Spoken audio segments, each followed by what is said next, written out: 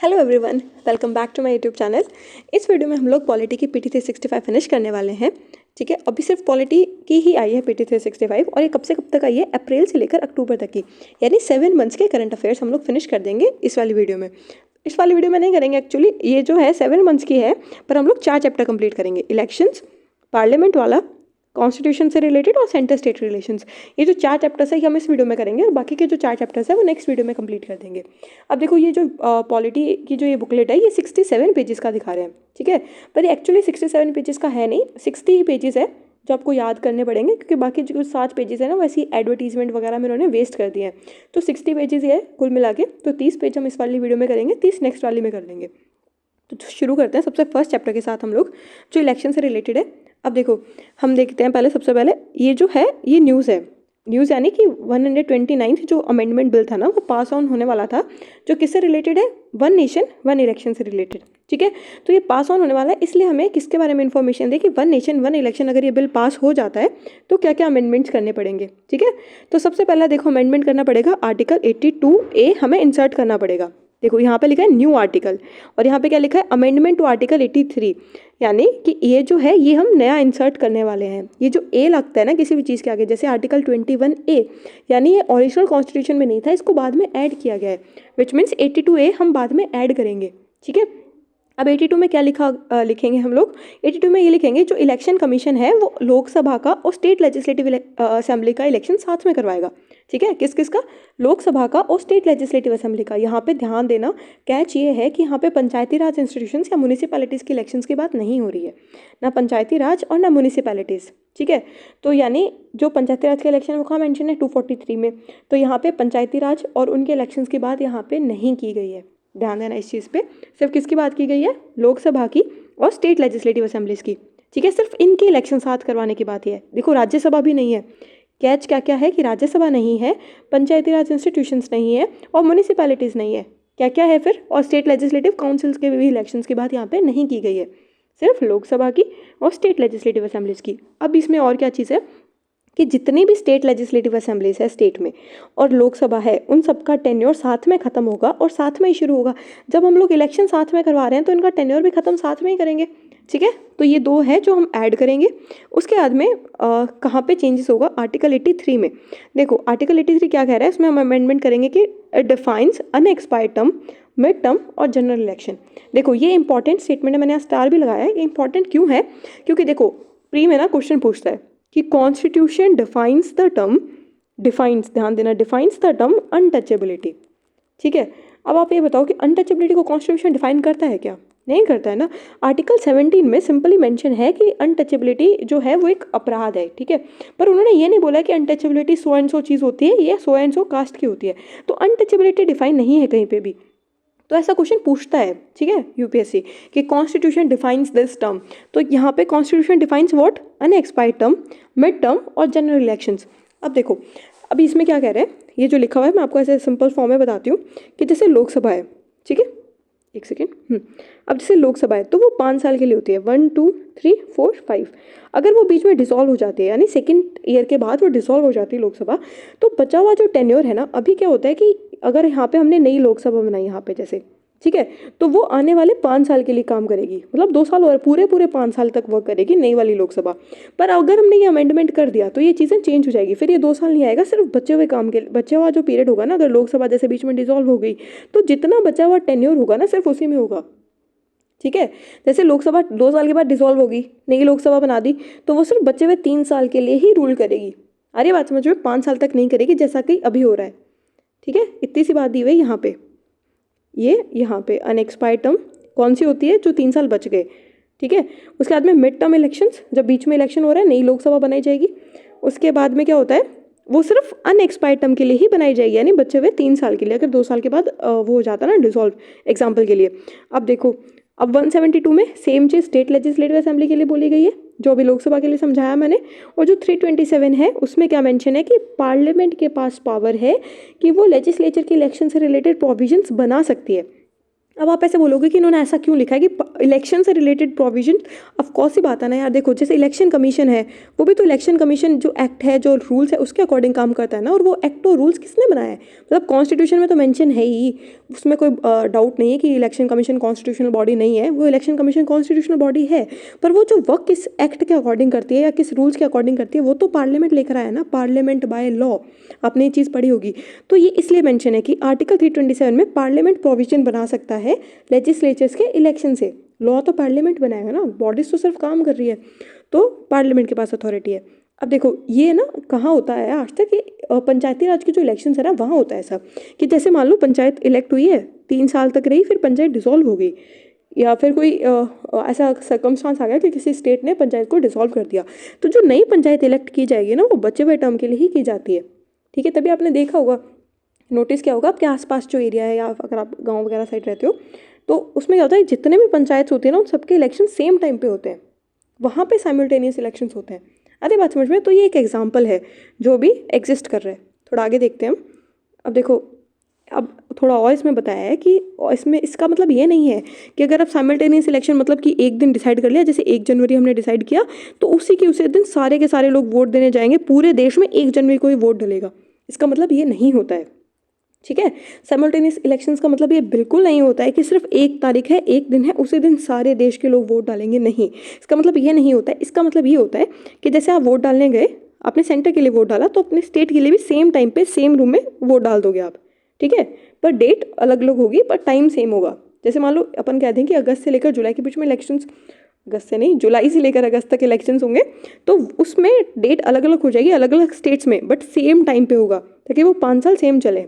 ठीक है, तो सिंगल डे पे नहीं, ध्यान देना, एक कैच है यहाँ पे। नेक्स्ट देखो, अब देखो क्या ये साइमल्टेनियस इलेक्शन कभी था हमारे देश में? तो ये था हमारे, पहले होता था ये, जितने भी अभी हुए ना, जैसे 1951 में जो इलेक्शंस थे, 57 में जो थे, 62 में जो हुए थे, और 67 तक, यानी नेहरू जी के टाइम पे जितने भी इलेक्शंस थे, वो सारे साइमल्टेनियस इलेक्शन ही थे।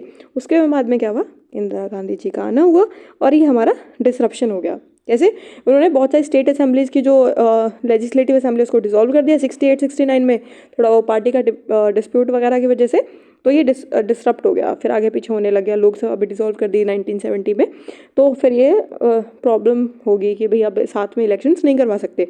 तो अब सरकार जोर दे रही है कि वापस लाओ, ये इलेक्शन साथ में होना चाहिए, क्योंकि बहुत पैसा वेस्ट हो रहा है, बहुत टाइम मनी रिसोर्सेज ज़्यादा जा रहा है इसमें, तो एक साथ इलेक्शंस करेंगे। ठीक है, अब नेक्स्ट देखते हैं कि जो जिन्होंने रिकमेंडेशन दी है साइमल्टेनियस इलेक्शंस की, देखो ये इतना इंपॉर्टेंट नहीं होता है कि भाई किसने दी है, क्योंकि देखो लॉ कमीशन बहुत बनते हैं, बहुत देते हैं। National commission to review the working of the constitution, parliamentary standing committee, NITI Aayog, ये तो बेसिक्स ही है। अगर इन्होंने बोल भी दिया ना, इनकी रिपोर्ट बहुत बड़ी बड़ी होती है, तो कोई पढ़ने नहीं बैठेगा इनकी 100 150 1000 पन्नों की रिपोर्ट्स। तो सिर्फ बेसिक ध्यान रखना है कि लॉ कमीशन ने दे दिया, सपोर्ट में बोला है, इस पार्लियामेंट्री स्टैंडिंग कमेटी ने सपोर्ट में बोला है, national commission to review the working of the constitution इस वाली कमेटी ने सपोर्ट में बोला, नीति आयोग ने सपोर्ट में बोला है। तो जिसने सपोर्ट में बोला है वो आपको ध्यान होना चाहिए। वो कह देंगे कि भाई NITI Aayog doesn't support simultaneous elections, तो ये गलत हो जाएगा ना उस हिसाब से। तो सिर्फ हल्का हल्का याद रखना चाहिए, इसको दिल पे मत लेना, मतलब रटने मत बैठना कि ये कमेटी है। ठीक है, आगे देखते हैं। नेक्स्ट क्या है, स्टेट इलेक्शन कमीशन। जैसे chief election commission, election commissioner जो मतलब सेंटर का होता है, वैसे स्टेट इलेक्शन कमीशन है, उसके बारे में पूछा है। तो अभी क्या कह रहे हैं कि न्यूज़ क्या है कि CAG है, controller and auditor general of India, उन्होंने क्या किया कि उन्होंने कर्नाटका की जो रिपोर्ट है उसमें उन्होंने बताया है कि जब स्टेट इलेक्शन कमीशन को इतनी पावर नहीं दी ना, उनके पास पावर कम है, इसलिए जो लोकल गवर्नमेंट के जो इलेक्शंस होते हैं ना, उसमें बहुत डिले होता है। अब थोड़ी पावर दो, किसको? स्टेट इलेक्शन कमीशन को। ठीक है, अब देखो स्टेट इलेक्शन कमीशन क्या होता है कि ये जो अथॉरिटी है वो किसके इलेक्शंस कराती है? पंचायती राज इंस्टीट्यूशंस के और अर्बन लोकल बॉडीज़ के, यानी म्यूनिसिपैलिटीज़ वगैरह के इलेक्शंस स्टेट कौन करवाता है? State election commission. ठीक है, ये किससे आता है? 73rd और 74th अमेंडमेंट से। 73rd यानी पंचायती राज के इलेक्शंस के लिए, और 74 यानी म्यूनिसिपैलिटीज़ के इलेक्शंस के लिए 1992 में। पर ये इसका मतलब ये है कि अगर ये इन अमेंडमेंट्स आया, यानी ओरिजिनल कॉन्स्टिट्यूशन में तो नहीं था, मतलब जो स्टेट इलेक्शन कमीशन है ये ओरिजिनल कॉन्स्टिट्यूशन में मेंशन नहीं था, बाद में ऐड किया गया इसको। किसके कहने पे? गडगिल कमेटी के रिकमेंडेशन पे। ये पूछ सकता है, बस इतना नहीं है, बस याद रखना कि गडगिल कमेटी की रिकमेंडेशन से स्टेट इलेक्शन कमीशन आया है। अरे बात समझ में? उसके बाद में देखो, अब यहाँ पे पंचायती राज इलेक्शंस के आर्टिकल्स दिए हुए हैं जो अपन लक्ष्मीकांत में भी पढ़ते हैं। यहाँ पे भी देख लो कि 243 243 ये बोलता है कि इलेक्शंस पंचायती राज के और म्यूनिसिपैलिटीज़ के होगा, उसका इलेक्टोरल और ये चीज़ें प्रिपेयर करनी कौन करेगा, स्टेट इलेक्शन कमीशन करेगा। उसके बाद में उन्होंने क्या बोला कि जो सर्विस और टेन्योर होगा स्टेट इलेक्शन कमीशन का वो कौन डिटरमाइन करेगा, गवर्नर। ठीक है, सर्विस और टेन्योर, टाइम पीरियड और वो क्या क्या सर्विस है उसकी स्टेट इलेक्शन कमीशन की, वो कौन करेगा, बताएगा कौन, गवर्नर। पर उसको हटाने का काम कौन करेगा, सिर्फ प्रेसिडेंट। स्टेट इलेक्शन कमीशन को रिमूव करने का काम कौन करेगा, प्रेसिडेंट। तो ये इंपॉर्टेंट है ना, टर्म कौन डिसाइड करेगा, टेन्योर और सर्विस कौन, गवर्नर। हटाएगा कौन, प्रेसिडेंट। किसके पास पावर है, प्रेसिडेंट के पास। पर बेस क्या होना चाहिए हटाने का, कि उसी में जब स्टेट हाई कोर्ट के जज को हटाया जाता ना, सेम उन्हीं ग्राउंड्स पे इसको हटाया नहीं जा सकता है। ठीक है, जो स्टेट इलेक्शन कमीशन है उसको आप अपनी मर्जी से नहीं हटा सकते हो, सिर्फ उन्हीं ग्राउंड्स पे हटा सकते हो जिस ग्राउंड पे स्टेट के हाई कोर्ट के जो जज है ना उनको हटा सकते हो। ठीक है, उनको हटाओगे, सेम उसी मैनर में स्टेट इलेक्शन कमीशन को हटाओगे। और कौन हटाएगा, प्रेसिडेंट। टेन्योर सर्विस कौन, गवर्नर। हटाएगा कौन, प्रेसिडेंट। ठीक है, तो ये थोड़ा सा याद रखना। अब इसके फंक्शंस बताए हैं, देखो फंक्शंस तो पता ही होता है, बेसिक सी चीज़ें हैं, पर फिर भी आप देख लो थोड़ा। डिलिमिटिंग कॉन्स्टिट्यूएंसीज लोकल बॉडीज़ की, कि पंचायती राज में ये कॉन्स्टिट्यूएंसीज है, इस कॉन्स्टिट्यूएंसी से ये पंच खड़ा होगा, ये सारी चीज़ें जो है, मतलब ये इतनी कॉन्स्टिट्यूएंसी एक है, ये कॉन्स्टिट्यूएंसी सेकंड है, तो ये डिफाइन करने है किसका, स्टेट इलेक्शन कमीशन। इलेक्ट्रोल्स बनाना लोकल बॉडीज़ का, स्टेट इलेक्शन कमीशन। अब सीट्स की रिजर्वेशन, यानी कोई लोकल बॉडी है उसमें इतना परसेंटेज SC है, इतने परसेंटेज ST है, ये OBCs है, तो सीट रिजर्व करने का काम किसका, स्टेट इलेक्शन कमीशन का। कोई डिस्प्यूट हो गया, ठीक है, मतलब इलेक्शन में, लोकल बॉडीज़ के इलेक्शन में कोई डिस्प्यूट हो गया, ठीक है, किसी का डिस्क्वालिफिकेशन करना है कैंडिडेट का, तो ये सारी चीज़ें कौन देखेगा, स्टेट इलेक्शन कमीशन। ठीक है, मतलब ये वाला थोड़ा इंपॉर्टेंट है कि कैंडिडेट को डिस्क्वालिफिकेशन भी कर सकता है ये स्टेट इलेक्शन कमीशन। ठीक है, हटा दूँ इसको थोड़ा। स्टेट इलेक्शन कमीशन जो है वो कैंडिडेट का डिस्क्वालिफिकेशन भी कर सकता है। ठीक है, दूसरी चीज़ ये एडवाइस करता है किसको, गवर्नर को। ये तो बेसिक सी बात है ना यार, फ़ोन कर दिया स्टेट इलेक्शन कमीशन ने कि गवर्नर ऐसे ऐसी बात है, थोड़ा सा ऐसे ऐसे कर लो, तो भी एडवाइस हो गया ना। एडवाइस तो थोड़ा सा बेसिक सी चीज़ होती है, इसमें तो ध्यान देने वाली बात नहीं है, एडवाइस कोई भी दे सकता है सच। तो एडवाइस टू गवर्नर। अब नेक्स्ट देखते हैं डिलिमिटेशन कमीशन। देखो डिलिमिटेशन कमीशन क्या होता है कि ये हम पहले इसके अबाउट बाद में पढ़ेंगे, पहले न्यूज़ देख लेते हैं। इसमें ये बोला है कि ये जो केस है किशोर चंद्र केस, ठीक है, 2024, थोड़ा सा नाम याद रखना कि किशोर चंद्र केस किससे रिलेटेड था, तो डिलिमिटेशन कमीशन से रिलेटेड था। ये ऐसा कह रहा है कि जो कॉन्स्टिट्यूशनल कोर्ट्स है, यानी सुप्रीम कोर्ट और हाई कोर्ट, उनके पास पावर है कि वो रिव्यू कर सकते हैं ऑर्डर डिलिमिटेशन कमीशन का। अब ये जानने के लिए आपको थोड़ा बैक इसके मतलब पास्ट पता होना चाहिए या फिर इसके बारे में पता होना चाहिए। देखो डिलिमिटेशन कमीशन ने ना अगर कुछ निकाल दिया ना कि भाई ये लिस्ट है डिलिमिटेशन कॉन्स्टिट्यूएंसीज की लिस्ट है ये, उसके बाद में उसको तो पार्लियामेंट भी उसमें कोई चेंज नहीं कर सकता है, ना सुप्रीम कोर्ट उसको रिव्यू कर सकता है, ना हाई कोर्ट, मतलब कोई भी कोर्ट ना उसको रिव्यू करेगा, ना पार्लियामेंट उसमें कोई चेंज करेगा। बहुत पावरफुल बॉडी होगी ना फिर ये। अब कोर्ट कह रहा है कि कोई भी कॉन्स्टिट्यूशनल कोर्ट है वो रिव्यू कर सकता है डिलिमिटेशन कमीशन के ऑर्डर को। ठीक है, ये वाला केस है, सुप्रीम कोर्ट ने ये चीज़ बोली है, इसलिए ये चीज़ न्यूज़ में है। अब हम डिलिमिटेशन कमीशन को पढ़ते हैं थोड़ा। देखो डिलिमिटेशन क्या होता है, पहले तो डिलिमिटेशन वर्ड ही देखो। अगर कोई टेरिटरी है, जैसे फॉर एग्जांपल ये कोई स्टेट है गोवा मान लो, ठीक है, और इसके अंदर हमने टेरिटरी बांट दी इतनी कि इतनी टेरिटरीज़ है, यानी जो 6-7 टेरिटरी है ये सारी टेरिटोरियल कॉन्स्टिट्यूएंसीज है। ठीक है, अब इसको ऐसे ये जो बांटना है तो मैंने सिर्फ डिज़ाइन बनाकर आपको बांट के दिखा दिया, पर इसको जो डिवाइड करेंगे ना कि यहाँ पे 7 लोग रहते हैं या 10 लोग रहते हैं, ये कॉन्स्टिट्यूएंसी से यहाँ से एक बंदा इलेक्ट होगा, ये होता है टेरिटोरियल कॉन्स्टिट्यूएंसी का डिवाइड करना। ये किस लिए होता है, लोकसभा के इलेक्शन के लिए और लेजिस्लेटिव असेंबली के इलेक्शंस के लिए। ये काम कौन करता है, डिलिमिटेशन कमीशन। अरे बात समझ में। तो डिलिमिटेशन कमीशन ये काम करता है बाउंड्रीज डिसाइड करना कि अच्छा ये एक स्टेट है, उसकी हम इतनी टेरिटरी बांट रहे हैं, यहाँ पे 100 लोग रहते हैं तो यहाँ से एक बंदा आ रहा है, फिर यहाँ 100 लोग, तो ऐसे वो पॉपुलेशन के अकॉर्डिंग डिवाइड कर देता है। ठीक है, डिलिमिटेशन कमीशन। अब देखो ये जो डिलिमिटेशन कमीशन इसको बाउंड्री कमीशन भी कहते हैं, आपने देखा भी ये कैसे काम कर रहा है। दूसरी चीज़ ये कॉन्स्टिट्यूशनल बॉडी नहीं है, delimitation commission is not a constitutional body. ध्यान देना इस चीज़ पे कि डिलिमिटेशन कमीशन कोई भी कंफ्यूज कर सकता है आपको। अब देखो ये क्या है कि किससे आई है फिर ये आर्टिकल 82 से बना है कि जो डिलिमिटेशन है यानी ये जो प्रोसेस है बाउंड्रीज वाला, ये ऐसी अथॉरिटी करेगी जो पार्लियामेंट डिसाइड करेगा। और पार्लियामेंट ने किसको डिसाइड किया, डिलिमिटेशन कमीशन। ठीक है, एनी सच अथॉरिटी पार्लियामेंट में बाय लॉ, ठीक है। तो पार्लियामेंट ने लॉ से किसको बनाया, डिलिमिटेशन कमीशन को। अब देखो ऐसी डिलिमिटेशन कमीशन कितनी बार बन चुकी है, 4 बार बन चुकी है। अरे बात समझो, देखो यहाँ मेंशन है स्टैट्यूटरी बॉडी है, ब्रैकेट में लिखा भी है कि कॉन्स्टिट्यूशनल बॉडी नहीं है, स्टैट्यूटरी बॉडी है, ठीक है। इसको 4 बार बनाया गया है, 1952 में जब फर्स्ट इलेक्शंस हुए थे हमारे, 1963 में, 1973 में, 2002 में। गैप देख रहे हो आप, 52 से 63, 10 साल बाद, फिर 10 साल बाद, और फिर ये 83, 93, 30 साल बाद हो गया ना गैप। अब देखो, अब हम पहले तो 2002 वाला देख लेते हैं थोड़ा सा। ये जो 2002 में जो हुआ था डिलिमिटेशन, ये 2001 सेंसस के बेस पे हुआ था। देखो सेंसस भी होना चाहिए ना यार, पॉपुलेशन का पता होना चाहिए, उसी के बेसिस पे तो कॉन्स्टिट्यूएंसी डिवाइड करेंगे ना कि कौन से एरिया में कितनी पॉपुलेशन रह रही है। तो 2001 का सेंसस यूज़ हुआ है, पहली बात। दूसरी बात ये कि देखो जब 1973 में हुआ था ना, तो उस टाइम क्या था कि जो पॉपुलेशन थी, यानी जैसे राजस्थान और केरला, ठीक है, तो साउथर्न स्टेट और नॉर्थर्न स्टेट्स में पॉपुलेशन सेम सी थी, दोनों में पॉपुलेशन ज़्यादा थी।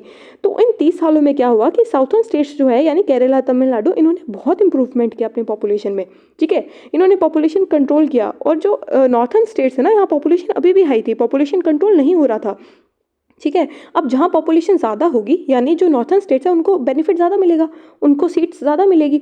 जहाँ पॉपुलेशन के बेसिस पे तो सीट्स मिलती है ना, तो जहाँ पॉपुलेशन ज़्यादा हो रही है वहाँ सीट्स भी ज़्यादा होगी। तो विच मीन्स कि अगर 2001 वाला सेंसस यूज़ करोगे तुम लोग, तो साउथर्न स्टेट्स तो उसमें रहेंगे ना, नुकसान में रहेंगे, उनको सीट्स कम मिलेगी। तो फिर इस चीज़ से बचने के लिए इन्होंने क्या किया कि ठीक है, सिर्फ बाउंड्रीज़ का रीएडजस्टमेंट करेंगे कि जैसे फॉर एग्जांपल यहाँ पे 100 लोग हैं और यहाँ पे 200 हो गए, तो हम बाउंड्रीज चेंज कर देंगे कि यहाँ डिवाइड करके यहाँ 100 कर दिया, यहाँ 100 कर दिया, पर हम सीट्स चेंज नहीं करेंगे कि जैसे राजस्थान को अगर 20 सीट मिल रही है तो 20 ही मिलेगी, हम उस सीट को बढ़ाएंगे नहीं। और केरला को अगर 30 मिल रही थी तो 30 ही मिलेगी, हम उसको कम ज़्यादा नहीं करेंगे। No change in the seats, सिर्फ बाउंड्री का रीएडजस्टमेंट होगा, ठीक है। तो यानी क्या क्या चीज़ें यहाँ पे, एक तो 2001 के सेंसस से, दूसरी चीज़ सीट्स में कोई चेंज नहीं हुआ है, सिर्फ बाउंड्रीज में चेंज हुआ है। तीसरी चीज़ ये कि 84th कॉन्स्टिट्यूशनल अमेंडमेंट लेकर आए हम 2002 में। उससे हमने क्या किया कि अब से सीट में कोई भी इंक्रीज नहीं किया जाएगा 2026 तक, ठीक है, 2026 तक, यानी 2026 के बाद जो भी सेंसस होगा उसके बाद डिलिमिटेशन होगा। अभी हमारे सेंसस नहीं हुआ है, अब सेंसस होगा, उसके बाद में डिलिमिटेशन कमीशन बनाई जाएगी उस नए सेंसस के बेसिस पे। तब तक सारी सीट्स को फ्रोज कर दिया गया कि सीट्स में कोई भी इंक्रीमेंट नहीं किया जाएगा, सारी सीट्स फ्रोज कर दो। अरे बात समझ में। अब देखो 1981 में सेंसस हुआ, 1991 में सेंसस हुआ, पर इन दोनों सेंसस का कोई भी डिलिमिटेशन कमीशन में काम नहीं लिया गया, डिलिमिटेशन कमीशन बनाई नहीं गई 30 सालों तक, तो क्या काम में लिया जाएगा इनका, ठीक है। तो ये थोड़ा सा बैकग्राउंड है, थोड़ा सा पता होना चाहिए, पॉलिटी में पढ़ोगे आप, पर फिर भी मैंने यहाँ बता दिया आपको। उसके बाद में डिलिमिटेशन कमीशन का जो डिसीजन होता है वो फाइनल होता है, किसी भी कोर्ट में अनचैलेंजेबल होता है, ठीक है। इसकी कॉपी कहाँ रखी जाएगी, लोकसभा और state legislative assembly. State legislative assembly concerned, यानी देखो जैसे मान लो एमपी में डिलिमिटेशन किया गया, तो एमपी की जो कॉपी है डिलिमिटेशन कमीशन का जो ऑर्डर है वो एमपी के लेजिस्लेटिव असेंबली में रखा जाएगा ना, गोवा में थोड़ी रखा जाएगा, ठीक है। तो बस यही बात है कि भाई वहाँ रखो, उसके बाद में कोई भी मॉडिफिकेशन नहीं किया जाएगा, कोई भी मॉडिफिकेशन नहीं होगा, ना किसी कोर्ट में चैलेंज किया जाएगा। अरे बात समझ में, नो मॉडिफिकेशंस और अनचैलेंजेबल इन द कोर्ट। अरे बात समझ में। उसके बाद में देखो अब कौन कौन होता है, कंपोजिशन क्या डिलिमिटेशन कमीशन का, एक सुप्रीम कोर्ट का जज होने की काबिलियत होनी चाहिए, या तो मतलब है अभी सुप्रीम कोर्ट का जज या रह चुका है पास्ट में, वो चेयरपर्सन होगा, ठीक है। सुप्रीम कोर्ट का जज या तो रह चुका है या है या हैज़ बीन, रह चुका है, वो चेयरपर्सन होगा, ठीक है। एक चीफ इलेक्शन कमिश्नर या कोई इलेक्शन कमिश्नर जिसको चीफ इलेक्शन कमिश्नर ने नॉमिनेट किया हो कि भाई मैं नहीं जा सकता, मेरी जगह तू चला जा, तो इलेक्शन कमिश्नर को भेज दिया हो, ठीक है। तो वो बंदे इसके मेंबर है। एक स्टेट इलेक्शन कमिश्नर, जिस स्टेट की बात हो रही है, जैसे एमपी में चेंज कर रहे हैं ना, तो एमपी का स्टेट इलेक्शन कमिश्नर आएगा उसमें डिलिमिटेशन कमीशन में पार्ट लेने के लिए, ठीक है। तो ये कंपोजिशन हो गया। अब नेक्स्ट देखो क्या है हमारे पास, ईवीएम वीवीपीएटी। ये क्या है देखो, पहले आपको बताती हूँ मैं। एक होता है इलेक्ट्रॉनिक वोटिंग मशीन, ये हम बहुत सालों से काम में ले रहे हैं। अब इसके अंदर एक नई चीज़ आई, देखो voter verifiable paper audit trial, ठीक है। इसमें क्या होता है कि जब आप वोट डालते हो ना, तो उसके बाद में एक पेपर बाहर आके निकलता है, बाहर इन द सेंस मशीन के उस तरफ अंदर की साइड में। तो उसमें क्या लिखा होता है कि ये देखो यहाँ बना हुआ है ना, ये रहा नंबर लिखा होता है कि कौन से नंबर वाला कैंडिडेट है, कैंडिडेट का नाम और उसका सिंबल। जैसे for example number 2 Narendra Modi, और यहाँ पे क्या बनेगा उनका सिंबल, लोटस, ठीक है। तो ये बना होगा। ये किस लिए होता है कि देखो, जैसे बोल दो कि मशीन में ना अपोजिशन ऐसे इल्ज़ाम लगाता है कि मशीन में गड़बड़ है, ईवीएम ही ख़राब है, मशीन इलेक्ट्रॉनिक मशीन है, मशीन तो ख़राब होती रहती है ऐसे करके, तो इसी में दिक्कत होगी। पर ऐसा क्यों होता है कि इसको फिर इन्होंने क्या किया, ये इन्वेंशन आया वीवीपीएटी। इससे क्या होता है कि मशीन में जितना रिकॉर्ड हुआ, जैसे मान लो मशीन ने रिकॉर्ड किया कि 20 वोट आए कांग्रेस के पास, ठीक है, और पेपर आए 20, यानी पेपर बाहर आके कितने गिरे वीवीपीएटी वाले 20, तो यानी मशीन बिल्कुल ठीक है, एक्यूरेट रिजल्ट आ रहा है, जो मशीन में दिखा रहा है वही तो लिस्ट में आ रहा है ना। तो ये चेकिंग के लिए होता है। अब क्या कहते हैं कि एक केस हुआ, इन्होंने क्या कहा कि भाई आप सारे जितनी भी वो हो रहे हैं ना इलेक्शंस, जितने भी मशीन्स हैं उन सब में देखो क्या होता है कि प्रोविजन क्या है कि जैसे मान लो 10 हो रहे हैं तो 10 में 2 या 3 ऐसा होता है कि कॉन्स्टिट्यूएंसी सेलेक्ट की जाती है जहाँ पे टेस्ट किया जाता है कि ये इक्वल है कि नहीं है, ठीक है। सब में नहीं किया जाता है कि 10 में हो रहा है तो 10 की 10 मशीन्स को चेक करो, नहीं, ऐसा नहीं होता है।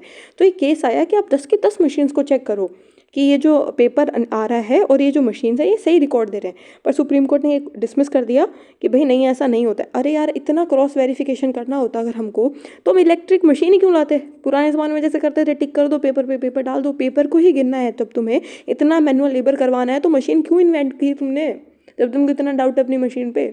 अरे बात समझ में? तो ये बिल्कुल ही बेहुदा है और सुप्रीम कोर्ट ने इसको रिजेक्ट भी कर दिया कि ये कोई रिक्वेस्ट नहीं होती कि सबका क्रॉस वेरिफिकेशन करो, तो कितना लेट हो जाएगा, फिर टाइम, रिसोर्सेज, मनी कितना वेस्ट हो जाएगा। अब देखो, इसके बारे में बताया गया हमें कि ईवीएम क्या है, एक portable micro controller based instrument है, ठीक है। पोर्टेबल है यानी यहाँ से वहाँ ले जाया जा सकता है, जब आप वोट देने जाते हो तभी आपके शहर में आ रही है ये। उसके बाद में इसको बनाता कौन है, इलेक्शन कमीशन तक भेजता कौन है? भारत इलेक्ट्रॉनिक्स लिमिटेड, यानी मिनिस्ट्री ऑफ डिफेंस के अंडर में आ रहा है ये, भारत इलेक्ट्रॉनिक्स लिमिटेड। दूसरा क्या है, electronic corporation of India limited, ये एटॉमिक एनर्जी।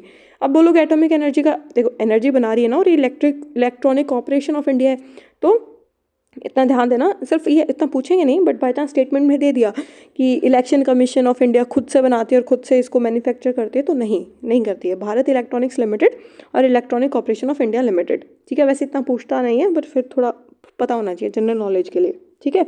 अब देखो, गोवा जो है वो फर्स्ट स्टेट है जिसने वीवीपीएटी यूज़ किया था ऑल ईवीएम्स में, ठीक है, 2017 की लेजिस्लेटिव असेंबली इलेक्शन में। अब यहाँ पे कैच ये है कि ईवीएम पहले केरला में यूज़ हुआ था, यानी जो ईवीएम जो मशीन है ना, इलेक्ट्रॉनिक वोटिंग मशीन, ये कहाँ यूज़ हुआ था? केरला में।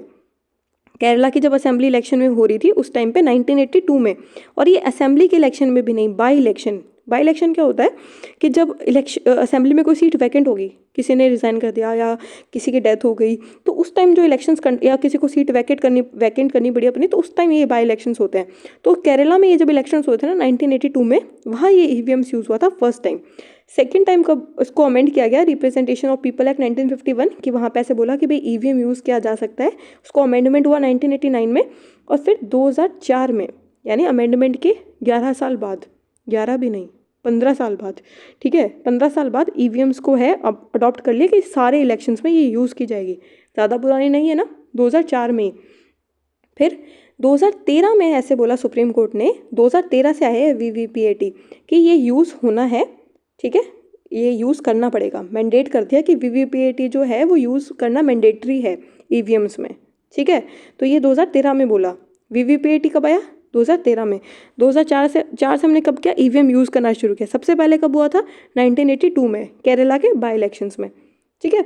अब देखो 2019 में, ठीक है, तो इसमें इन्होंने क्या बोला कि 5 ईवीएम्स पर कॉन्स्टिट्यूएंसी, ठीक है, यानी कोई असेंबली कॉन्स्टिट्यूएंसी है तो देखो जैसे आप वोट डालने जाते हो तो आपकी जो एक कॉन्स्टिट्यूएंसी है इसमें बहुत सारी ईवीएम्स होती है, ठीक है, तो 5 ईवीएम्स को आपको क्रॉस वेरीफाई करना पड़ेगा, ठीक है। ये चंद्रबाबू नायडू वाले जो केस है उसमें इन्होंने ये रूलिंग की सुप्रीम कोर्ट ने। चंद्रबाबू नायडू कौन? आंध्र प्रदेश के सीएम, ठीक है। तो 2019 में सुप्रीम कोर्ट ने बोला कि 5 ईवीएम्स की तो तुमको देखना ही पड़ेगा, ठीक है, ये तो करना ही पड़ेगा तुमको, क्रॉस वेरिफिकेशन सबका नहीं करना है, ठीक है। तो 5 ईवीएम्स पर कॉन्स्टिट्यूएंसी, ये कहीं लॉ में नहीं लिखा हुआ है, सुप्रीम कोर्ट ने बोला है ये चीज़, ठीक है। अब देखो और क्या है इसमें, यहाँ पढ़े थे ना हम लोग, गोवा फर्स्ट स्टेट है जिसने वीवीपीएटी यूज़ किया है सारी ईवीएम्स में, ठीक है, ऑल ईवीएम्स। छोटा सा तो है यार गोवा, उसके ने सारी ईवीएम्स में यूज़ कर भी लिया तो इसके लिए इसका नाम आ गया गोवा में। फर्स्ट कहाँ यूज़ हुआ था ये ईवीएम, कहाँ यूज़ हुआ फर्स्ट टाइम? केरला में, बाई इलेक्शंस में। और फर्स्ट स्टेट कौन है जिसने वीवीपीटी सारी ईवीएम्स में यूज़ किया है? गोवा। ठीक है, कौन से? 2017 लेजिस्लेटिव असेंबली इलेक्शंस, 2013 में तो आया ही है। उसके बाद में वीवीपीटी फुली डिप्लॉयड इन 2019 जनरल इलेक्शंस में। ठीक है, लोकसभा इलेक्शंस में। ये तो लेजिस्लेटिव असेंबली इलेक्शन में था गोवा में 2017 में, और लोकसभा के इलेक्शंस में कब लिया गया इसको? 2019 में फुली डिप्लॉयड कर दिया था कि हर इवेंट में ये लगाया तो गया है, पर क्रॉस चेक कितना में होगा? 5 कॉन्स्टिट्यूंसीज में। ठीक है, नेक्स्ट देखते हैं। 3 बैलेट इसमें ये बताया गया कि जो ये जो ईवीएम है ना, वीवीपीटी, इसमें क्या होता है? एक तो बैलेट यूनिट होती है, जैसे आप वोट डालने गए हो तो आपके यहाँ पे बटन्स लगे होते हैं ना, अलग अलग नाम लिखा होता है, ये डॉट डॉट लाइट जल रही होती है, तो उसमें 16 बटन्स होते हैं। उस टाइम तो आपको टाइम नहीं लगा उसको काउंट करने का, मशीन में कितने बटन है, क्योंकि जल्दी से आपको वोट डाल के और बाहर आना होता है, तो 16 बटन्स होते हैं उसमें। कितने? 16 बटन्स। दूसरी चीज़ ये, एक बैलेट यूनिट होती है, ये 16 यूनिट्स वाली। दूसरी एक कंट्रोल यूनिट होती है, नाम से पता लग रहा है कि सारी चीज़ें इससे कंट्रोल होगी, यानी मास्टर यूनिट है। ये जो प्रिजाइडिंग ऑफिसर होगा या पोलिंग बूथ में जो एकदम प्रिजाइड कर रहा होगा उस टाइम पे, तो उसके अंडर में होता है ये। ठीक है, तीसरी चीज़ है वीवीपीटी। ठीक है, जो ये बताया मैंने आपको ये डायग्राम बना के, इससे क्या होता है? वेरीफाई हो जाता है कि जो वोटर ने जिसको कास्ट किया है और जो रिजल्ट आया है वो सेम है कि नहीं है। ट्रांसपेरेंसी के लिए थोड़ा सा और इसको बढ़ाने के लिए, इलेक्शन प्रोसेस को और ट्रांसपेरेंट करने के लिए ये वाली चीज़ आई है। ठीक है, अभी बोल रहे एडवांटेज, ये तो इतना ऐसा इंपॉर्टेंट नहीं है, पर फिर भी ये बोला है कि इसमें डाउट करने वाली चीज़ नहीं है, क्योंकि पहली बात तो कोई एक्सटर्नल पावर नहीं लगता। कोई बोले कि भाई कोई वोट डालने जा रहा है, पीछे से किसी ने स्विच बंद कर दिया तो हो सकता है मशीन बंद हो गई हो, पर नहीं, एक्सटर्नल पावर नहीं है, खुद की बैटरी है, तो ये भी कोई नहीं कर सकता। दूसरी चीज़ ये है कि कोई इनवैलिड वोट नहीं आ सकता। ठीक है, जैसे एक साथ खड़े हो 4 5 5 और 6 बारी तुमने डाल दिया, तो नेगेटिव वोट, इनवैलिड वोट का कोई सिनेरियो नहीं है कि कोई पहले तो ऐसा होता पेपर पे लिख के कोई भी कैसे भी डाल दूँ, तो वो चीज़ नहीं हो रही है। तीसरी चीज़ ये कि हर 15 सेकंड में एक ही वोट डाला जाएगा। ठीक है, यानी 4 वोट्स पर मिनट, इससे ज़्यादा वोट डलेंगे नहीं 1 मिनट में। तो बूथ कैप्चरिंग नहीं होगी कि आखिर तुम एकदम से सडनली सारे बटन दबा दो और तुमको चांस मिल जाए जीतने का, नहीं, ये भी नहीं होगा। और एक बार क्लोज हो गई यूनिट, ठीक है, एक बार उसको क्लोज कर दिया तो फिर वोटिंग नहीं की जा सकती। पता चले कि जो ऑफिसर है उसको रिश्वत देगी है, वो मिला हुआ है इसमें, तो बंद होने के बाद भी वो अपनी तरफ से 3 4 वोट डाल रहा है, तो ये भी नहीं होता है, ये पॉसिबिलिटी नहीं है करने की बंद होने के बाद। उसके बाद में प्री प्रोग्राम भी नहीं किया जा सकता है। बात की तो छोड़ो, अगर पहले भी मशीन आते किसी ने प्री प्रोग्रामिंग कर दी तो वो भी नहीं होगा।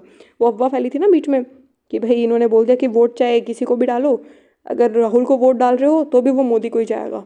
ठीक है, तो ऐसा कुछ नहीं होता है, ऐसी कोई प्री प्लानिंग नहीं होती है।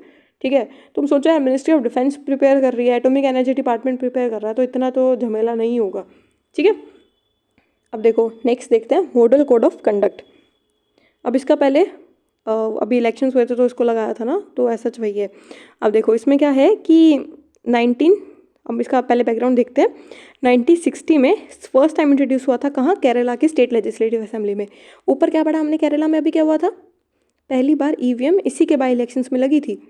ठीक है, तो पहला मॉडल कोड ऑफ कंडक्ट कहाँ आया था? वो भी केरला में आया था 1960 में। ठीक है, पहले ये होता क्या है, एक सेट ऑफ गाइडलाइंस होती है, ठीक है, जो कि election commission of India political party के साथ कंसेंसस में मिलकर बैठ के तैयार करती है।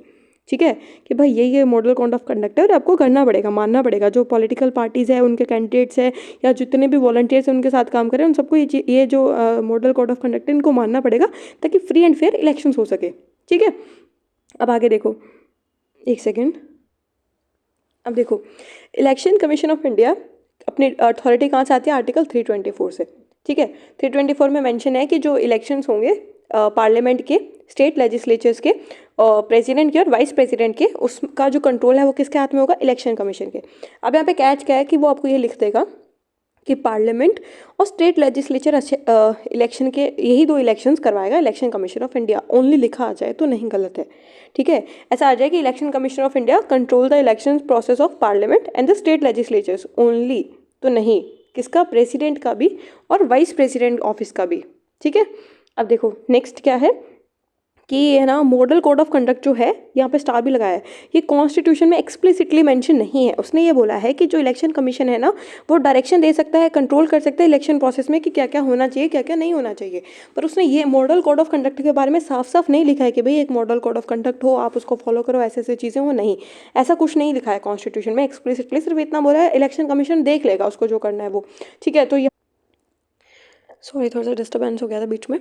अब देखो, ये पढ़ रहे थे हम लोग कि मॉडल कोड ऑफ कंडक्ट को कहीं पे भी नहीं मेंशन किया गया कॉन्स्टिट्यूशन में एक्सप्लिसिटली। सिर्फ इतना मेंशन है कि ये जो इलेक्शन कमीशन है वो डायरेक्ट करेगा या इलेक्शन को कंट्रोल करेगा, तो ये एक्सप्लिसिटली मेंशन नहीं है मॉडल कोड ऑफ कंडक्ट। एक चीज़ और बता देती हूँ कि ये कहीं भी इसकी कोई स्टैट्यूटरी बैकिंग नहीं है कि किसी एक्ट में है और इसका वॉयलेशन करने पे कोई पनिशमेंट मिलेगी, ऐसा कुछ भी नहीं है। ठीक है, अब थोड़ा आगे से करते हैं, आगे आ जाएगा ये। स्कोप ऑफ एप्लीकेबिलिटी मतलब एप्लीकेबल किस किस पे होगा, जितने भी पॉलिटिकल पार्टीज हैं उन पे, उनके कैंडिडेट्स पे, जो पोलिंग एजेंट्स हैं जो वहाँ पे काम कर रहे हैं उन पे, और गवर्नमेंट जो पावर में है वो, और जितने भी गवर्नमेंट एम्प्लॉयज़ है वो। क्योंकि देखो, जहाँ पे इलेक्शन प्रोसेस हो रहा है, जिस कॉन्स्टिट्यूएंसी में हो रहा है मान लो, तो वहाँ पे जो पॉलिटिकल एजेंट्स जिनको अपॉइंट किया गया है या जो गवर्नमेंट एम्प्लॉयज़ वहाँ काम कर रहे हैं, तो उनकी भी ड्यूटीज़ होती है। ठीक है, तो ये जो एप्लीकेबिलिटी है वो सब पर है, इन सारे लोगों पर है। कहते हैं कि गवर्नमेंट एम्प्लॉयज़ पे नहीं होती है, तो ऐसा नहीं है, सब पे। ठीक है, अब देखो इसमें क्या क्या प्रोहिबिटेड होता है जब मॉडल कोड ऑफ कंडक्ट चल रहा हो, एनफोर्स किया गया हो, तो क्या क्या चीज़ें नहीं करनी होती है। वो देखो कि कोई भी पॉलिसी या कोई प्रोजेक्ट या कोई स्कीम नहीं होगा जिससे वोटिंग इन्फ्लुएंस हो जाए। ठीक है, जैसे अभी राजस्थान में थोड़े टाइम पहले मोबाइल फ्री में बांटे गए थे। ठीक है, औरतों को, वुमेन्स को। ठीक है, तो वो चीज़ है, उससे वोटिंग इन्फ्लुएंस हो रही है ना कहीं कि इस पर्टिकुलर पार्टी को वोट दो। तो वो चीज़ है ना, जब ये मॉडल कोड ऑफ कंडक्ट लागू हो जाएगा उसके बाद में ये चीज़ें नहीं होती है, ये फ्री बीज वाला काम नहीं किया जा सकता है। ठीक है, क्योंकि आप बोलो कि भाई 2 दिन पहले आप मोबाइल बांट रहे हो, लोगों में पैसा बांट रहे हो, तो फिर तुमको ही वोट देंगे ना यार, ये तो माल प्रैक्टिस हो जाएगा, तो ये नहीं करना होता है। दूसरी चीज़ ये कि पब्लिक एक्सचेकर यानी जो हम जो टैक्स दे रहे हैं उससे जो पैसा जमा हो रहा है, या गवर्नमेंट का जो मनी है, देश का जो पैसा है, उसको तुम एडवर्टाइजमेंट में यूज़ नहीं कर सकते हो। वो तो ऑफकोर्स ही बात है ना यार, वो पैसा थोड़ी यूज़ करोगे तुम तुम्हारा ऐसे पार्टी का करने के लिए, पब्लिसिटी करने के लिए। ठीक है, कोई भी एडहॉक अपॉइंटमेंट्स नहीं होंगे गवर्नमेंट पब्लिक या फिर कोई गवर्नमेंट की अंडरटेकिंग है, कोई गवर्नमेंट की कोई जो चल रहा है ना पब्लिक सेक्टर अंडरटेकिंग्स, उनमें कोई भी एडहॉक अपॉइंटमेंट्स नहीं होंगे कि जैसे तुम कह दो कि सो एंड सो कास्ट है और उसके, एक सेकंड रुकना, हाँ, तो क्या बता रही थी मैं, जैसे सो एंड सो कास्ट है या फिर सो एंड सो जेंडर है या सो एंड सो रिलीजन के जो लोग हैं उनको हम लोग जॉब दे रहे हैं गवर्नमेंट या पब्लिक सेक्टर अंडरटेकिंग्स में, एडहॉक यानी ऐसे टेम्पररी बेसिस पे उस तरीके से, तो ऐसी चीज़ें नहीं होगी। ठीक है, तीसरी चीज़ ये कि पब्लिक मीटिंग्स नहीं होगी 48 आवर्स बिफोर। ठीक है, जैसे मान लो 5 बजे पोल बंद होना है। ठीक है, तो उससे 48 घंटे पहले यानी कम से कम 2 दिन पहले मान लो कोई भी पब्लिक मीटिंग्स तुम होल्ड नहीं कर सकते हो कि तुम इलेक्शन से 1 दिन पहले लोगों को जमा कर रहे हो, खाना दे रहे हो, पार्टी करवा रहे हो उनकी, तो ये चीज़ें नहीं होगी, पब्लिक मीटिंग्स नहीं होगी।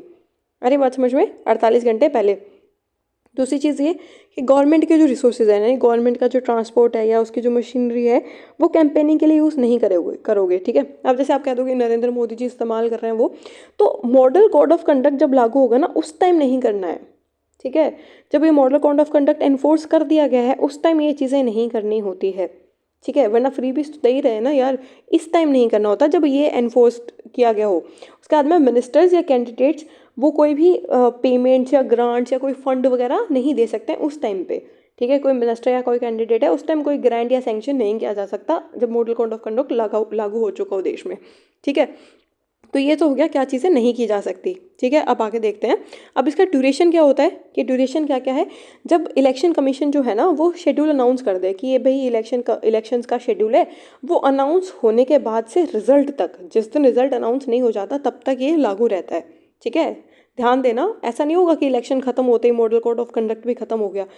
ये पॉइंट है, ये कैच है, इलेक्शन से कोई लेना देना नहीं है, इलेक्शन के रिजल्ट तक।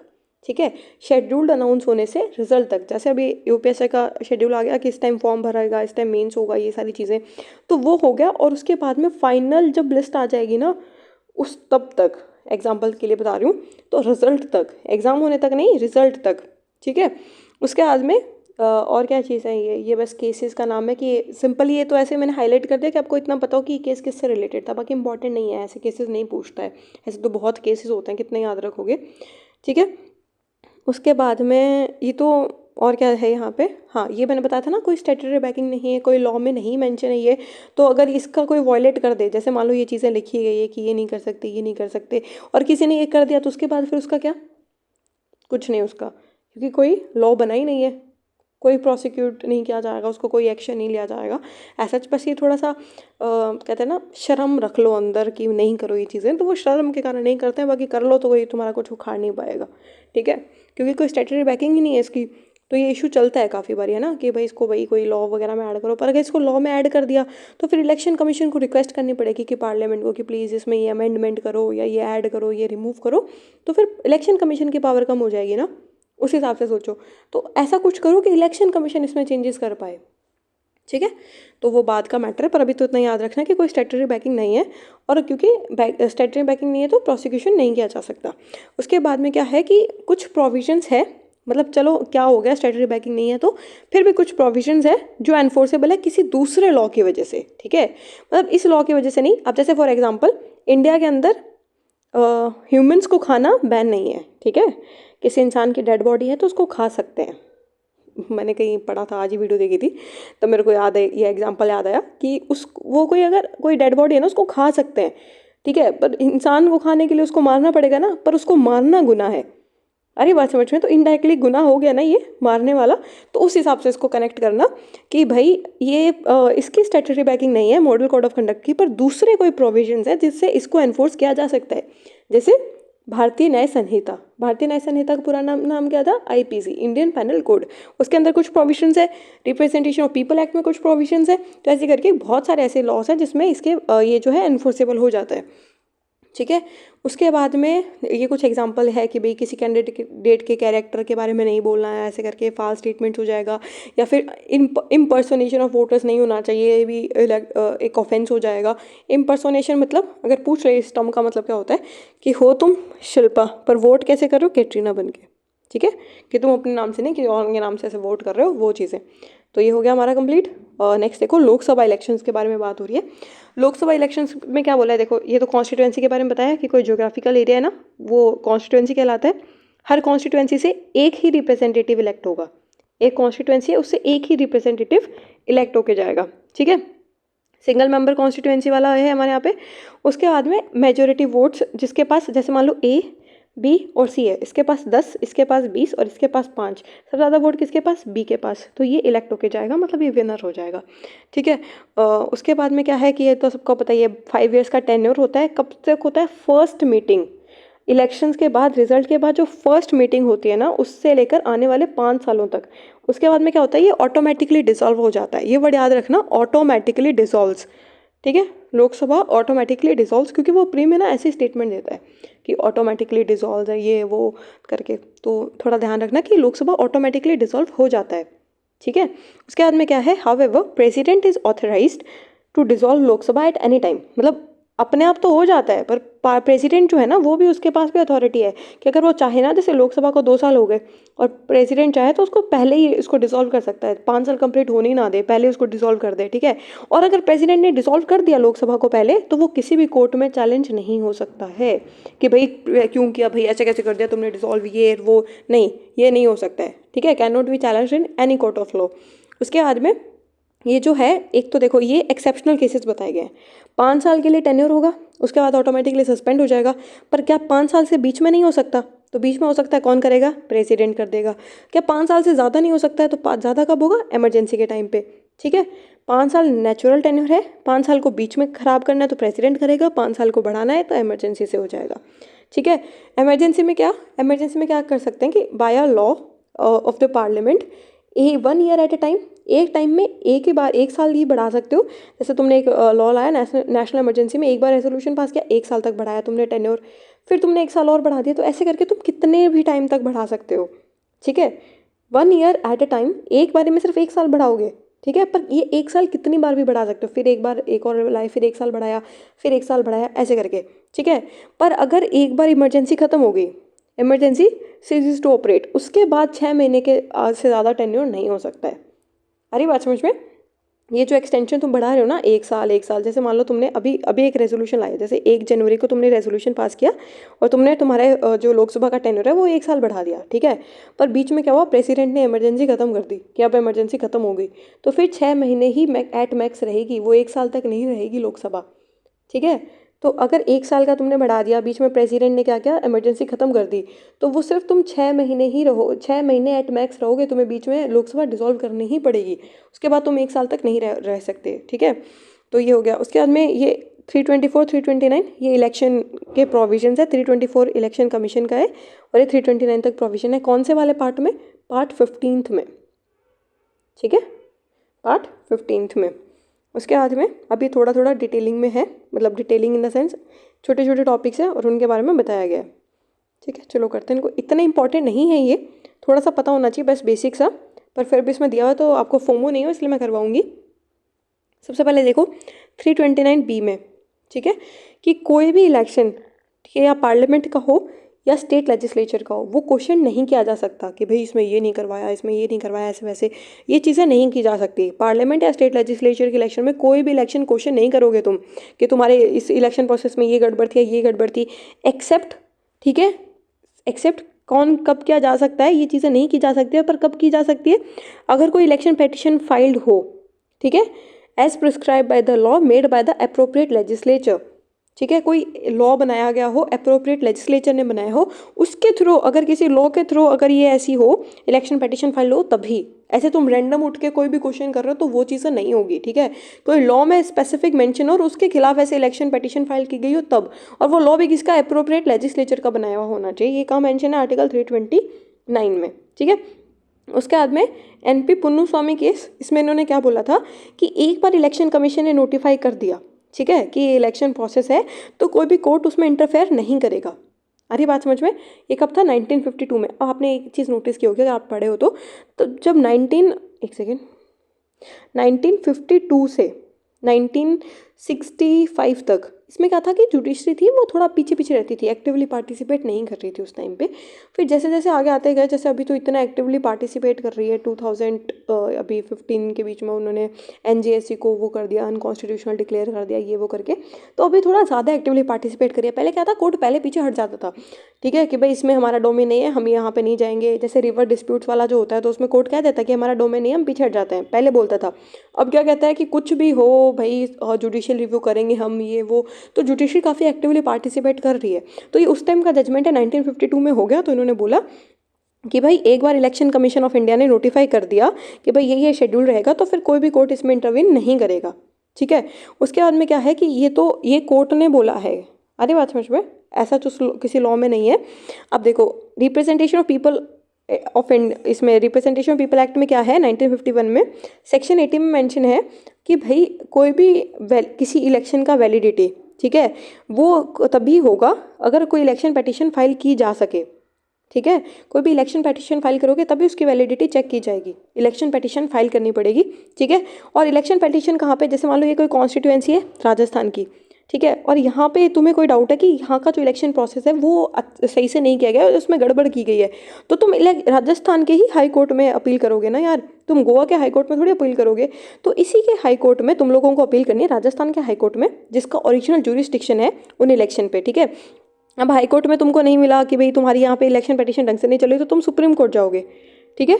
और ये इलेक्शन पिटीशन कौन फाइल करेगा? कोई भी कैंडिडेट, या तो कोई कैंडिडेट जो इलेक्शन लड़ रहा हो, ठीक है, जैसे मोदी जी, राहुल जी, उनको लग रहा हो कि इलेक्शन में गड़बड़ है तो वो खुद कर दो, ठीक है। या फिर जो इलेक्टर, जैसे मैं वहाँ पे अगर वोट डाल रही हूँ उनकी कॉन्स्टिट्यूएंसी में तो मैं करूँगी, उस पर्टिकुलर कॉन्स्टिट्यूएंसी में वोट मेरा होना चाहिए तभी, ठीक है। पता चले मैं गोवा में वोट डाल रही हूँ और मैं राजस्थान के इलेक्शंस पे सवाल उठा रही हूँ, नहीं, यहीं के इलेक्शंस हो, यहीं पे डाउट हो और यहीं की इलेक्शन पिटीशन हो, यहीं के कैंडिडेट हो और यहीं का इलेक्टर हो। अरे बात समझ में? तो वो चीज़ होनी चाहिए। उसके बाद में ये आ गया समझ में आपको कि अपील कौन कौन कर सकता है? ऐसे क्वेश्चनेबल नहीं है, पर उसके लिए इलेक्शन पिटीशन फाइल करनी पड़ेगी, ठीक है। उसके बाद में देखो नॉमिनेशन के बारे में है। नॉमिनेशन जो अपना नाम देते हैं ना कि भाई हमारा ये नाम है और हम लड़ना चाहते हैं MLA के लिए, ठीक है। तो अब देखो ये न्यूज़ में क्यों है, क्योंकि देखो सूरत लेजिस्लेटिव जो असेंबली ना भी, उसमें लोकसभा के इलेक्शन थे, तो सूरत कॉन्स्टिट्यूएंसी से जो खड़ा हो रहा था ना, तो वो अनअपोज्ड इलेक्टेड हो गया, मतलब बिना अपोज के वो जीत गया। क्यों? क्योंकि उसके जो सामने जो अपोजिशन में जो खड़ा था ना, उसका नॉमिनेशन पेपर रिजेक्ट कर दिया। किसने रिजेक्ट कर दिया? रिटर्निंग ऑफिसर ने। अरे बात समझ में। तो इसीलिए ये न्यूज़ में है। और ये कैसे किया जा सकता है, देखो इसमें इतनी सी बात है कि ये वाला जो है रिटर्निंग ऑफिसर कैसे रिजेक्ट कर देता है, ये इससे सेक्शन 36 ऑफ आरपी एक्ट 1951 से रिजेक्ट कर देता है। ये एम्पावर करता है रिटर्निंग ऑफिसर को कि वो रिजेक्ट कर सकता है nomination paper on the ground of any defect of substantial character. ठीक है, इस ग्राउंड पे रिटर्निंग ऑफिसर रिजेक्ट कर सकता है नॉमिनेशन पेपर। तो वही सूरत में किया कि अपोजिशन वालों का रिजेक्ट कर दिया और उसको इलेक्ट कर दिया अनअपोज्ड। ठीक है, अब ये थोड़ा सा ये तो बता दिया मैंने, ये न्यूज़ में है और ये वजह थी। अब देखो थोड़ा सा नॉमिनेशन का देख लेते हैं। ये कहाँ है नॉमिनेशन का, आरपीआई एक्ट में मेंशन है। सेक्शन याद रखना ज़रूरी नहीं है कि वैलिड रिक्वायरमेंट है, एक वैलिड नॉमिनेशन होना चाहिए। ठीक है, फॉर फाइल। अब क्या क्या फाइल करना है कि एक तो कैंडिडेट अगर रिकोगनाइज्ड पॉलिटिकल पार्टी से है, जैसे रिकोगनाइज्ड पॉलिटिकल पार्टी यानी जैसे BJP Congress recognised political party से, तो एक प्रपोजर चाहिए। ठीक है, प्रपोजर कौन होता है कि जो उस पर्टिकुलर जो कॉन्स्टिट्यूएंसी है उसमें वोट डालने वाला नागरिक। ठीक है, जैसे आपकी कॉन्स्टिट्यूएंसी, इसमें कोई कैंडिडेट खड़ा हो रहा है, वो आपको ले जा रहा है कि भैया आपका वोट डाल सकते हो आप इस कॉन्स्टिट्यूएंसी में, तो आप मेरे प्रपोजर बन जाओ, तो उसको क्या चाहिए, एक प्रपोजर। पर अगर कोई कैंडिडेट है जो इंडिपेंडेंट है, अब इंडिपेंडेंट लड़ रहा है, कोई पॉलिटिकल पार्टी से नहीं लड़ रहा है, या कोई अनरिकोगनाइज्ड पॉलिटिकल पार्टी से, जैसे अपने होता है ना किसी का सिंबल ये हैंड पंप होता है, किसी का अलमारी सिंबल होता है, तो ये जो अनरिकोगनाइज्ड पॉलिटिकल पार्टीज़ है, अगर उनसे लड़ रहे हो तो 10 प्रपोजर चाहिए। कितने, 10। इतना याद करने की जरूरत नहीं है, इतना पूछना नहीं है, बस थोड़ा सा बेसिक पता होना चाहिए आपको, इसलिए मैं बता रही हूँ। और आपको फोमो भी नहीं हो कि ये पढ़ाया नहीं है ऐसे करके, तो मैं बता रही हूँ। दूसरी चीज़ ये कि और क्या मेंशन है इसमें नॉमिनेशन में, और क्या होना चाहिए कि जो वैलिड इन्फॉर्मेशन है ना वो होनी चाहिए, कुछ फेक नहीं बताओ। पता चले तुम 10th पास और तुम लिखा रहे हो ग्रेजुएट, तो ये नहीं, वैलिड इन्फॉर्मेशन होनी चाहिए। ठीक है, अब रिसेंटली सुप्रीम कोर्ट ने क्या बोला है कि जो कैंडिडेट लड़ रहा है ना इलेक्शंस, उसके पास राइट टू प्राइवेसी है। ठीक है, मान लो मैं इलेक्शन लड़ रही हूँ और मतलब जैसे तुम लड़ रहे हो तो तुमको बोले कि भाई तुम्हारे गर्लफ्रेंड वाइफ तुम्हारी, तुम जो नेटफ्लिक्स चला रहे हो कितनी देर चलाते हो वो चीज़ें बताओ, नहीं ये उसका पर्सनल स्फेयर है यार, वो नेटफ्लिक्स चलाए कुछ भी करे, सावधानी ना देखे, तुम क्या पूछ रहे हो, ये प्राइवेसी है उसकी। ठीक है, तो इतना किसी कैंडिडेट की ज़िंदगी में नहीं घुसना है। अरे बात समझ में। तो राइट टू प्राइवेसी होनी चाहिए कैंडिडेट को। ठीक है, उसका वोटर से कोई लेना देना नहीं, कोई इररिलेवेंट उसकी पब्लिक लाइफ के बारे में कुछ फैलाना नहीं है। ठीक है, तो राइट टू प्राइवेसी कैंडिडेट्स के पास भी है, कुछ भी उनकी लाइफ के बारे में तुमको नहीं पढ़ना है अंदर। उसके बाद में ये हो गया, मैंने पढ़ा दिया। उसके बाद में रीपोलिंग देखते हैं। रीपोलिंग क्या होता है कि ये भी आरपीआई एक्ट में, ज़्यादातर चीज़ें आरपीआई एक्ट में, याद रखना इस एक्ट को मत भूलना। एक चीज़ और, वो पेपर में ना आपको कैसे पूछेगा कि फॉलोइंग स्टेटमेंट्स बताओ इन कॉन्टेक्स्ट ऑफ कॉन्स्टिट्यूशन क्या क्या सही है। ठीक है, तो वो ये आरपीआई एक्ट वाले आपको प्रोविजन दे देगा और पूछेगा कॉन्स्टिट्यूशन से रिलेटेड बताओ कि इनमें से कौन सी चीज़ कॉन्स्टिट्यूशन में है। तो आप बोलोगे ये पढ़ा हुआ है, ये पढ़ा हुआ है, ये पढ़ा, तो सारा ही कॉन्स्टिट्यूशन में होगा, नहीं ये आरपीआई एक्ट में है। तो कन्फ्यूज़ मत होना कि आरपीआई एक्ट में ज़्यादा डिटेलिंग है, कॉन्स्टिट्यूशन में ज़्यादा चीज़ें नहीं मेंशन है। भाई कॉन्स्टिट्यूशन में तो मॉडल कोड ऑफ कंडक्ट भी नहीं मेंशन है, तो कंफ्यूज नहीं होना ऐसे। ठीक है, अब देखो रीपोलिंग क्या होता है। रीपोलिंग तब होती है जब कोई सीट वैकेंट हो जाती है। ठीक है, कि भाई या तो देखो कहीं इलेक्शन हो रहा है, रीपोलिंग वो तो बाई इलेक्शन होता है, सीट वैकेंट होने वाली। रीपोलिंग वो होता है जब इलेक्शन चल ही रहा होता है, इलेक्शन प्रोसेस। जैसे मान लो यहाँ पे इलेक्शन चल रहा है, ठीक है, और यहाँ पे एकदम से भूकंप आ जाए, बाढ़ आ जाए, तो उस टाइम क्या होता है, ये पोलिंग कैंसिल कर दी जाती है, सिर्फ पोलिंग को बाद में करेंगे कि भाई आज पॉसिबल नहीं है। या फिर वोटिंग मशीन में कोई डिस्ट्रक्शन हो जाए, कोई बंदा आ जाए सन की सा और वो है ना इसमें एसिड डाल दे मशीन्स में, मशीन ख़राब होगी, डैमेज हो गया, डिस्ट्रक्शन हो गया, नीचे गिर जाए, या जिसमें मशीन आ रही थी वो गाड़ी पानी में गिर जाए, तो वो डिस्ट्रक्शन हो जाए मशीन को, तो उस टाइम पे, या कोई भाई गुंडा आ जाए, या फिर जैसे ये नहीं होते यार, ये भूल गई मैं, नाम नहीं आता रहा मुझे, पर जो भी है गुंडागर्दी, ये दाऊद इब्राहिम के लोग आ जाएं सारे, तो ये बूथ कैप्चर कर ले कि हम वोटिंग होने ही नहीं देंगे, तो उस टाइम ऐसी सिचुएशन हो जाए तो रीपोलिंग, ठीक है, रीपोलिंग की जा सकती है। एक और चीज़, कैंडिडेट है अगर कोई किसी रिकॉग्नाइज्ड पॉलिटिकल पार्टी का, यानी जैसे नेशनल पार्टी या स्टेट पार्टी, ठीक है, जैसे बीजेपी कांग्रेस और ये आम आदमी पार्टी जो है ना, वो पहले स्टेट पार्टी थी, अब तो चलो नेशनल पार्टी बन गई है। तो ये जो पार्टी या तो नेशनल पार्टी हो या स्टेट पार्टी हो, उसका अगर कोई कैंडिडेट मर जाता है ना, तो अब आप बोलोगे कि कोई इंडिपेंडेंट अकेला खड़ा हो या कोई अनरिकॉग्नाइज्ड पार्टी का खड़ा हो, जैसे किसी का सिंबल अलमारी हो, या फिर कोई इंडिपेंडेंट खड़ा हो जिसकी कोई पार्टी ना हो, ठीक है, तो उनका कोई उन लोगों का क्या होगा अगर उनकी डेथ हो जाती है, तो उनका होता है ना, ऐसा अब नहीं होता। ये पहले होता था कि कोई इंडिपेंडेंट मेंबर या कोई भी कैंडिडेट है, जैसे मान लो ABC 3 कैंडिडेट है, ये बीजेपी का है, ये कांग्रेस का है और ये इंडिपेंडेंट मेंबर है, और एक ये डी भी है, ये लोकल पार्टी का है। तो पहले क्या होता था कि कोई भी इनमें से कोई भी एक्सपायर हो जाएगा ना तो इलेक्शन दोबारा से करवाए जाएंगे। पर फिर क्या होता था कि पहले क्या 20 साल पहले इसको बंद कर दिया। क्यों बंद कर दिया? क्योंकि क्या होता था, अपोजिशन क्या करते थे, ये जो इंडिपेंडेंट मेंबर है ना इसको मार देते थे जानबूझ के, कि इसको अभी मार देते हैं तो इलेक्शन पोस्टपोन कर देंगे, थोड़ा टाइम और मिल जाएगा उस हिसाब से, तो मार दिया करते थे। तो इन्होंने ये प्रोविजन हटा ही दिया कि कोई भी मरे तब नहीं, सिर्फ रिकोगनाइज पॉलिटिकल पार्टी का बंदा मरेगा तब इलेक्शन दोबारा होंगे। अरे बात समझ में?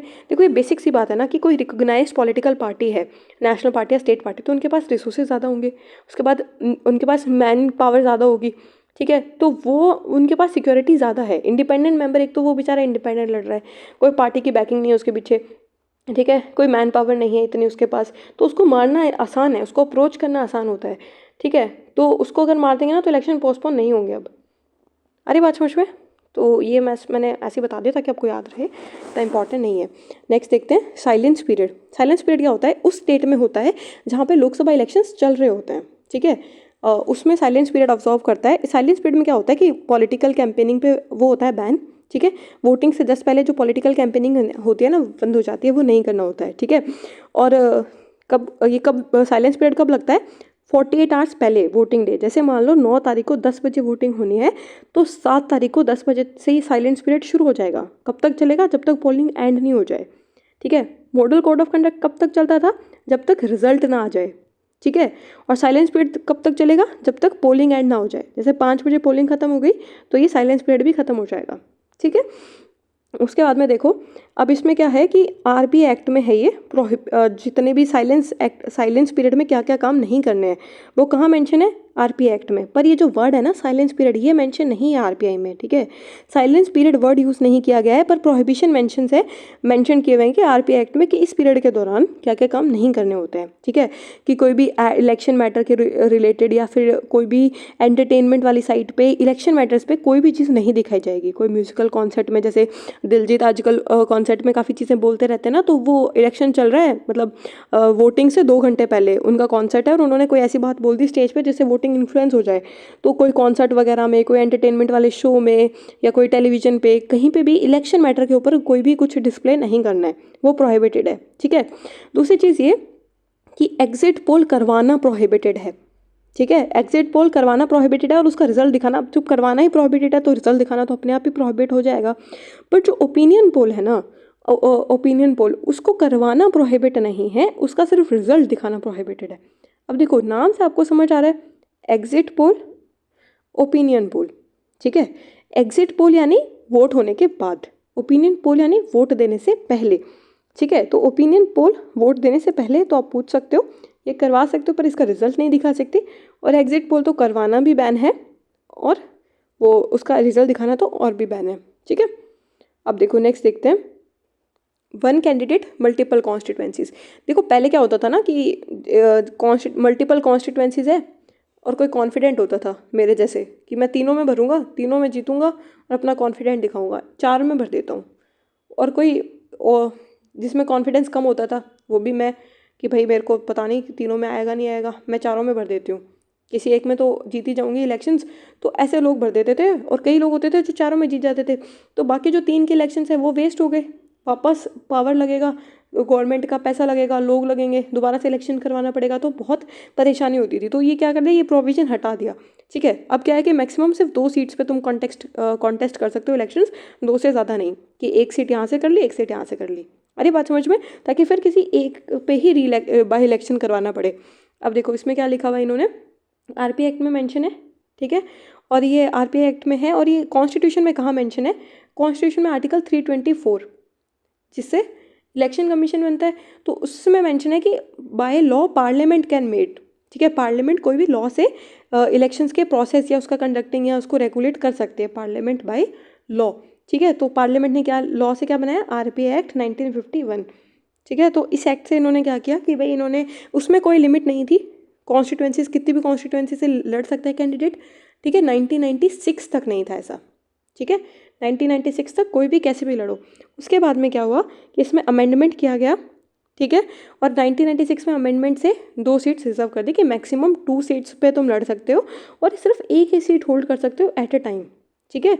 और जो सीट वैकेट की है उस पर बाई इलेक्शंस हो जाएगा, इतनी सी बात थी। नेक्स्ट देखो होम वोटिंग क्या होता है, जैसे प्रॉक्सी वोटिंग होता है, पोस्टल वोटिंग, बैलेट वोटिंग होता है। मतलब जो तुम वहाँ प्रेजेंट नहीं हो तुम्हारी कॉन्स्टिट्यूएंसी में और तुमको बाहर वो करना है, ठीक है, वोटिंग करना है, तो तुम कैसे करोगे। देखो इलेक्शन कमीशन ऑफ इंडिया है तो उसने फर्स्ट टाइम ऐसा किया है होम वोटिंग वाला, ठीक है। हमारे यहाँ नहीं होता है ये, ठीक है, कि तुम अपना पोस्ट भेज रहे हो और फिर तुम्हारी वोटिंग आ जाए। नॉर्मल लोगों को, सिटीजन्स को नहीं था ये राइट, ठीक है। तो ये फर्स्ट टाइम ऐसा है होम वोटिंग वाला लेकर आए इलेक्शन कमीशन ऑफ इंडिया, ताकि कोई भी वोटर पीछे ना रहे, ठीक है, सब वोट, ताकि अपनी वोटिंग का जो परसेंटेज है ना वो बढ़ाया जा सके। तो क्या होता है कि ये वोटिंग फैसिलिटी है, होम वोटिंग फैसिलिटी, इसमें क्या होता है कि पोस्टल बैलेट होता है, ठीक है। उसमें क्या होता है कि पूरा जो कंटीजेंट है पोलिंग स्टाफ का, सिक्योरिटी पर्सनल्स, वो सब जाते हैं ताकि वोटिंग की जो सिक्रेसी वो मेंटेन रहे। और इसमें बेनिफिशियरी कौन कौन है, आपके और मेरे घर थोड़ी आएंगे ये पेपर लेके कि भाई आप बहुत बड़े लोग हो, हम आपका वोट लेने आए हैं, नहीं। किस लिए, या तो सीनियर सिटीजन है जो 85 ईयर से ज़्यादा है, ज़्यादा बूढ़े हैं नहीं आ सकते हैं उनके लिए, या फिर जो फिजिकली डिसेबल्ड है ना, 40% डिसेबिलिटी होनी चाहिए। थोड़ा बहुत है ना तो उसमें नहीं, 40% आप डिसेबल हो तो आपके पास ये ऑप्शन है कि आप होम वोटिंग वाला ऑप्शन चूज़ कर सकते हो, ठीक है। अब और कौन कौन से प्रोसेस और कौन कौन से स्टेप लिए इलेक्शन कमीशन ने, देखो इस बार बहुत सारे स्टेप्स लिए गए थे ताकि वोटिंग को इंक्लूसिव बनाया जाए। इंक्लूसिव इन द सेंस और लोगों को वोटिंग के लिए एनकरेज किया जाए कि आप वोट करो वोट करो वोट करो, ठीक है। तो और कौन कौन से स्टेप्स हैं, एक तो फॉर्म एम अबॉलिश कर दिया। देखो फॉर्म एम कुछ नहीं है, बस आप थोड़ा सा याद रखना, फॉर्म एम किससे रिलेटेड है, कश्मीरी माइग्रेंट से, ठीक है। जो कश्मीर से माइग्रेट करके जम्मू एंड कश्मीर में रहने लग गए या उधमपुर में रहने लग गए, तो वो ऐसा फॉर्म वॉर्म भरना था उनको, तो अब वो हटा दिया गया है, अब वो फॉर्म नहीं भराया जाएगा, ठीक है। एक स्वीप लेकर आए थे, ये बस एंकरेज करने के लिए, लोगों को एजुकेशन देने के लिए इलेक्ट्रल प्रोसेस की, कि आप पार्टिसिपेट करो ये वो करके। वैसे आप नाम याद रखो, स्वीप किससे रिलेटेड, इलेक्शन से, फॉर्म एम इलेक्शन से।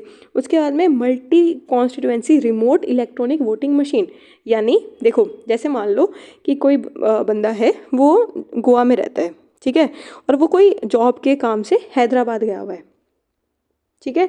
तो अब क्या होता है कि ऐसे बहुत लोग हैं जो एक जगह से दूसरी जगह माइग्रेट करते हैं, तो उनके लिए क्या है ये multi constituency remote voting machine, ठीक है। जो अगर कोई माइग्रेंट है तो वो अपना वोट डाल सकता है जहाँ वो रह रहा है। अब वो अपनी जॉब छोड़ के नहीं जा सकता सिर्फ वोट देने के लिए, तो वो जिस जगह पे है ना वहीं पे अपना वोट डाल दे, ठीक है, करंट प्लेस ऑफ रेजिडेंस। तो ये वाला क्या है, multi constituency remote electronic voting machine, नाम से समझ आ रहा है। उसके बाद में क्या होता है, एक होता है पोस्टल बैलेट, नाम से पोस्ट समझ आ रहा है कि पोस्ट से अपना वोट भेजना, ठीक है। अब ये पोस्ट से कौन भेज सकते हैं, एक तो होता है स्पेशल वोटर्स, दूसरा सर्विस वोटर्स। सर्विस वोटर कौन कौन से, आर्म्ड फोर्सेस के लोग, किसी स्टेट की पुलिस फोर्स वाले लोग हैं जो स्टेट के बाहर। मेरे को याद आ रहा है हम अभी जब वोट डालने गए थे ये लोकसभा वाले इलेक्शंस में, तो वहाँ पे जो पुलिस आई हुई थी वो साउथर्न स्टेट से आई थी, ठीक है। तो वो पुलिस फोर्स है वो किसी एक स्टेट से दूसरे स्टेट में जा रही है अपनी ड्यूटी करने के लिए, तो वो वोट कैसे देगी, इससे, पोस्टल बैलेट से, ठीक है।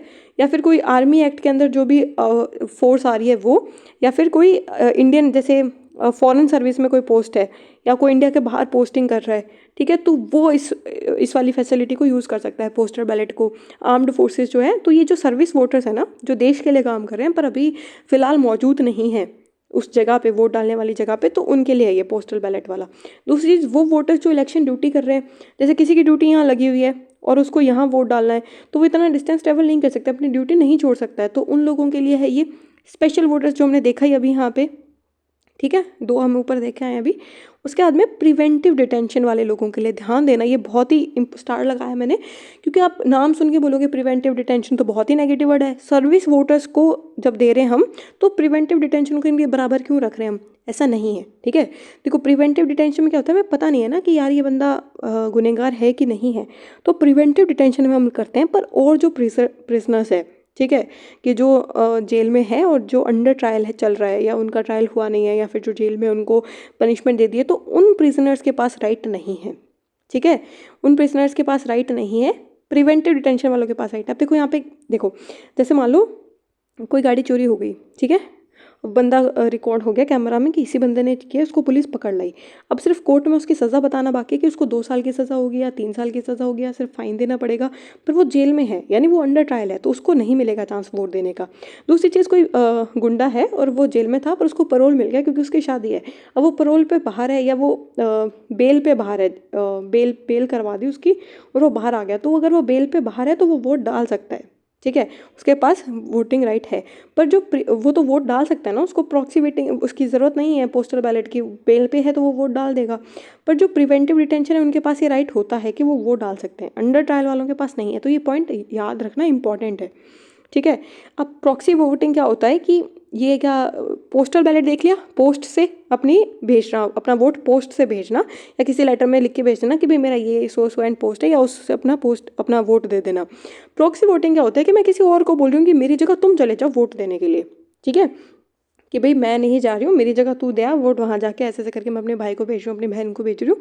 तो वो होता है प्रॉक्सी वोटिंग। ये सिर्फ किस लिए, सर्विस वोटर्स के लिए, ठीक है। कौन कौन से, ये जो 4 हम देख चुके हैं, सिर्फ इनके लिए होता है ये प्रॉक्सी वोटिंग सिस्टम, ठीक है। अब देखो फॉर्म 17C, ये क्या होता है, देखो एक सेकेंड, ये एक फॉर्म होता है जो कि किससे एसोसिएटेड है, इलेक्शन प्रोसेस से एसोसिएटेड है।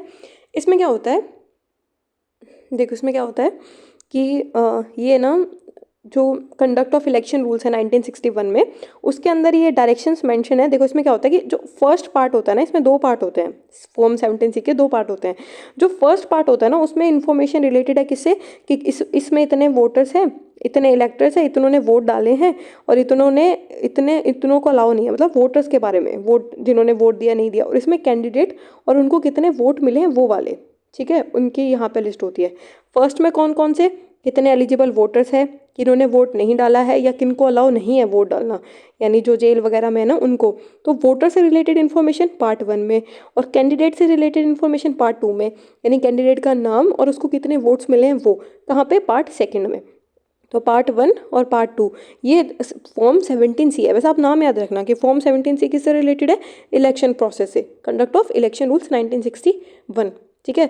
अभी न्यूज़ में क्यों है, क्योंकि इलेक्शन कमीशन ने सुप्रीम कोर्ट को बोला है कि जो रूल्स है ना, ये इसमें नहीं है कि इसमें ये रूल्स में ये हमारे पास प्रोविजन है, ये परमिट हम शेयर नहीं कर सकते हैं कि फॉर्म 17C है, हम किसी और एंटिटी के साथ शेयर नहीं कर सकते हैं, सिर्फ पोलिंग ऑफिशियल्स जो वहाँ पे काम करें ना, पोलिंग बूथ वगैरह पे, सिर्फ उन्हीं के साथ, और किसी और के साथ हम ये वाला डाटा शेयर नहीं कर सकते हैं। तो ये न्यूज़ है, और ये फॉर्म 17C न्यूज़ में था, तो मैंने बता दिया आपको क्या चीज़ है।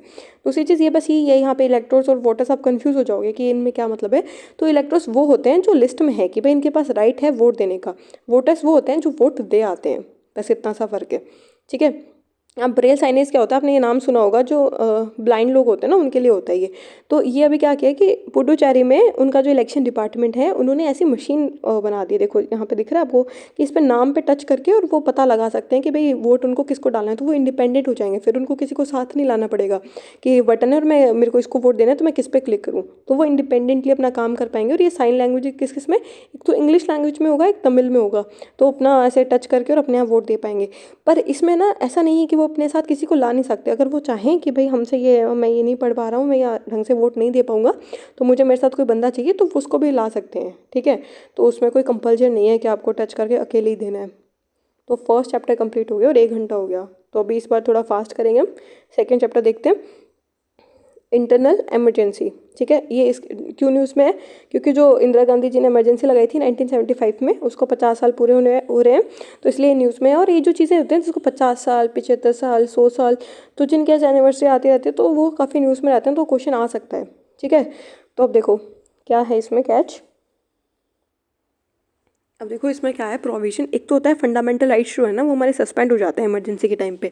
तो ये कहाँ से आया है, ये जर्मनी के कॉन्स्टिट्यूशन, जर्मनी के कॉन्स्टिट्यूशन का नाम वेमर कॉन्स्टिट्यूशन, ठीक है। उसके बाद में हमारे इमरजेंसी की प्रोविजन कहाँ से मेंशन है, आर्टिकल 352 से 360 तक। इलेक्शन कमीशन का मेंशन था आर्टिकल 324, थोड़ा सा याद करवा रही हूँ, ये जो हम पढ़ के आए हैं याद तो है ना आपको। उसके बाद में ये कौन से वाले पार्ट में मेंशन है, 18th, ठीक है, इमरजेंसी 18th पार्ट में है 352 से 360 तक, ठीक है। अब यहाँ टाइप्स ऑफ इमरजेंसी बताई गई है जो आप लक्ष्मीकांत में कर रहे हो, पर फिर भी मैं बता देती हूँ थोड़ा मोटा मोटा, आपको डिटेलिंग नहीं करेंगे हम यहाँ पे क्योंकि करंट पढ़ रहे हैं ना। तो नेशनल इमरजेंसी आर्टिकल 352 में किस किस से, वॉर और एक्सटर्नल एग्रेशन के बेसिस पे और आर्म्ड रेबेलियन के बेसिस पे इंटरनल इमरजेंसी। एक्सटर्नल मतलब बाहरी इमरजेंसी, या तो बाहर से कोई युद्ध हो जाता है या बाहर से कोई एक्सटर्नल एग्रेशन आ जाता है हमारे ऊपर, तो वो एक्सटर्नल इमरजेंसी होगी। और जो आर्म्ड रेबेलियन यानी देश के अंदर या ऐसा कुछ रेबेलियन हो जाए, तो वो इंटरनल डेमोक्रेसी कहलाती है, ठीक है। इसमें एक प्रोविज़न और था, ये इसकी जगह क्या था, इंटरनल डिस्टर्बेंस, जो इंदिरा गांधी जी ने इसके बेसिस पे लगाई थी, तो ये वर्ड ही हटा दिया हमने, क्योंकि इसकी कोई डेफिनेशन नहीं है ना यार। इंटरनल डिस्टर्बेंस तो कुछ भी हो जाए, रोज़ दंगे होते हैं हमारे देश में छोटे मोटे, तो हम हर चीज़ को फिर इंटरनल डिस्टर्बेंस मान के नेशनल इमरजेंसी थोड़ी लगा देंगे, डेमोक्रेसी की धज्जियाँ थोड़ी उड़ानी है हमें। तो इसलिए इंटरनल डिस्टर्बेंस हमने वर्ड ही हटा दिया। हमने क्या लगा दिया, आर्म्ड रेबेलियन, ठीक है, आर्टिकल 352। उसके बाद में प्रेसिडेंट रूल कहाँ पे, एक स्टेट में लगता है जहाँ जो स्टेट कॉन्स्टिट्यूशन के अकॉर्डिंग काम नहीं कर रहा है वहाँ पे, ठीक है। तो ये हो गया आर्टिकल 356। फाइनेंशियल इमरजेंसी आज तक हमने कभी नहीं लगाई है, 1992 में भी हालात हो गए थे लगाने जैसे, पर हमने कभी नहीं लगाई आज तक। ये कौन सा, आर्टिकल 360। अब देखो नेशनल इमरजेंसी के बारे में प्रोविजंस है। देखो ये सारा लक्ष्मीकांत वाला है, पर फिर भी मैं बता देती हूँ आपको। देखो इसका जो प्रोक्लेमेशन होगा, जैसे इमरजेंसी अप्रूव करनी है तो दोनों हाउस के पार्लियामेंट जो है, हाउस के दोनों हाउस, लोकसभा राज्यसभा दोनों, ठीक है, उन दोनों को इसको प्रोक्लेमेशन को पास करना पड़ेगा विद इन 1 मंथ। पहले ये 2 मंथ था, 2 मंथ का टाइम पीरियड था, पर इंदिरा गांधी जी के इमरजेंसी लगाने के बाद इसको 1 मंथ कर दिया था। 44th अमेंडमेंट से काफ़ी चेंजेस किए गए थे, ठीक है, कि भाई इमरजेंसी नहीं लगाई जाए या इस प्रोविजन का मिसयूज़ नहीं किया जाए फ्यूचर में। तो इसलिए क्या किया गया था कि ये जो 1 मंथ है इसको हटा के मतलब 2 मंथ को हटा के 1 मंथ कर दिया था, ठीक है। तो उसके बाद में फिर ये दोनों हाउस अप्रूव करेंगे और 1 मंथ में करेंगे और स्पेशल मेजोरिटी से करेंगे, ठीक है। अब ये इमरजेंसी कब तक फोर्स में रहेगी, 6 मंथ्स के लिए रहेगी, ठीक है, और इनडेफिनेट पीरियड के लिए उसको एक्सटेंड किया जा सकता है, पर हर 6 महीने में अप्रूवल ज़रूरी है। अरे बात समझ में, जैसे दोनों हाउस है, एक सेकेंड यहाँ बताती हूँ, लोकसभा राज्यसभा दोनों हाउस है, दोनों ने पास किया, ठीक है, 1 मंथ में उन्होंने प्रोक्लेमेशन पास कर दिया, तो 6 महीने इमरजेंसी रहेगी। फिर 6 महीने बाद में उसको फिर से इन्होंने पास करना पड़ेगा, फिर 6 महीने रहेगी। पर इनडेफिनेट पीरियड के लिए तुम कर सकते हो चीज़ कि 6 महीने बढ़ाते रहो, पर हर 6 महीने में अप्रूवल देना ज़रूरी है। ये किससे हुआ, 44th अमेंडमेंट से, ठीक है। उसके बाद में अगर तुमको इसको रेजोल्यूशन टू अप्रूव या इमरजेंसी को कंटिन्यू करना है तो स्पेशल मेजोरिटी, मैंने बताया था आपको कि प्रोक्लेमेशन को अप्रूव करना है या इमरजेंसी को कंटिन्यू करना है तो स्पेशल मेजोरिटी से होगा, ठीक है, वो भी दोनों हाउस की स्पेशल मेजोरिटी, ठीक है। स्पेशल मेजोरिटी क्या होता है कि मेंबरशिप का टोटल, जैसे मान लो 500 मेंबरशिप है, तो मेंबरशिप की मेजोरिटी यानी 251 लोगों की मेजोरिटी, और अगर 300 लोग आए हैं तो इन 300 लोगों के 2/3 यानी, एक सेकेंड, 300 लोगों का 2/3 कितना हो गया, 200 लोग, ठीक है। 200 ये कम से कम 200 और वो कितना था 251, यानी 251 से मेजोरिटी ऑफ द मेंबरशिप और एटलीस्ट 2/3 ऑफ द मेंबर, ठीक है, जो प्रेसिडेंट और वोट डाल रहे हैं उनकी मेजोरिटी, तो वो होता है स्पेशल मेजोरिटी। इतने लोग हाँ भरेंगे तभी या तो कंटिन्यू कर सकते हो इमरजेंसी या उसको तुम अप्रूव कर सकते हो, ठीक है। उसके बाद में स्पेशल सर्कमस्टांसेस क्या होता है कि देखो ये तो दोनों हाउस की मंजूरी मांगी इसने विद इन 1 मंथ। अगर सोचो लोकसभा डिसॉल्व हो गया हो और उसके बाद तुम्हें इमरजेंसी लगानी हो तो कैसे करोगे, तो उसके बाद क्या होता है कि राज्यसभा अप्रूव कर दे उसको 1 महीने में, कम से कम एक मतलब 1 महीने में राज्यसभा तो अप्रूव करे, और राज्यसभा अगर लोकसभा अगर नई बना दी गई है तो लोकसभा नई बनने के बाद 30 दिन में उसको अप्रूव करना पड़ेगा। लोकसभा बनने के बाद उसकी फर्स्ट सिटिंग से 30 दिन तक उसको अप्रूव कर दे वो, ठीक है। अरे बात समझ में, अगर लोकसभा डिसॉल्व है नहीं है तो राज्यसभा अप्रूव तो करे ही करे, और राज्यसभा लोकसभा बनने के फर्स्ट सिटिंग के बाद 30 दिन के अंदर अंदर जो नई लोकसभा है वो भी अप्रूव कर दे, ठीक है। तो ये प्रोविजंस होता है, तो ये स्पेशल सर्कमस्टांस है। उसके बाद में प्रेसिडेंट है वो कभी भी रिवोक कर सकता है प्रोक्लेमेशन एनी टाइम। प्रेसिडेंट ने कह दिया कि भाई नहीं इलेक्शन अब बंद कर रहे हैं इमरजेंसी हम, तो वो बंद कर सकता है, ठीक है, और उसको कोई पार्लियामेंट अप्रूवल नहीं चाहिए, ठीक है। इमरजेंसी को हटाने के लिए प्रेसिडेंट को पार्लियामेंट्री अप्रूवल की रिक्वायरमेंट नहीं है, ठीक है। और अगर लोकसभा पास कर देना कोई रेजोल्यूशन, ध्यान देना लोकसभा, इसे मैंने लिखा नहीं ना ब्रैकेट में, नॉट राज्यसभा, अगर लोकसभा प्रोविजन पास कर दे, ठीक है, कि भाई रेजोल्यूशन पास कर दे कि हम इमरजेंसी डिसकंटिन्यू कर रहे हैं सिंपल मेजोरिटी से, तो किया जा सकता है। किसके पास ये पावर, लोकसभा के पास, राज्यसभा के पास नहीं, ठीक है। सिंपल मेजोरिटी से लोकसभा जो है वो डिसअप्रूव कर सकती है इमरजेंसी को, ठीक है, और एक प्रेसिडेंट कर सकता है। तो रिवोकेशन की पावर किसके पास, प्रेसिडेंट के पास, लोकसभा के पास, ठीक है। अब उसके बाद में देखो अब 44th अमेंडमेंट से क्या चेंजेस आए, मतलब नेशनल इमरजेंसी 1975 से लगी थी उसके आसपास, और 78 में हमने चेंजेस कर दिए थे। क्या, पहली बात तो ये कि जो ये इमरजेंसी का प्रोविजन होगा ना ये रिटर्न एडवाइस पे होगा। कैबिनेट जो है, कैबिनेट वो रिटर्न एडवाइस देगा, प्रेसिडेंट को फ्री होगा।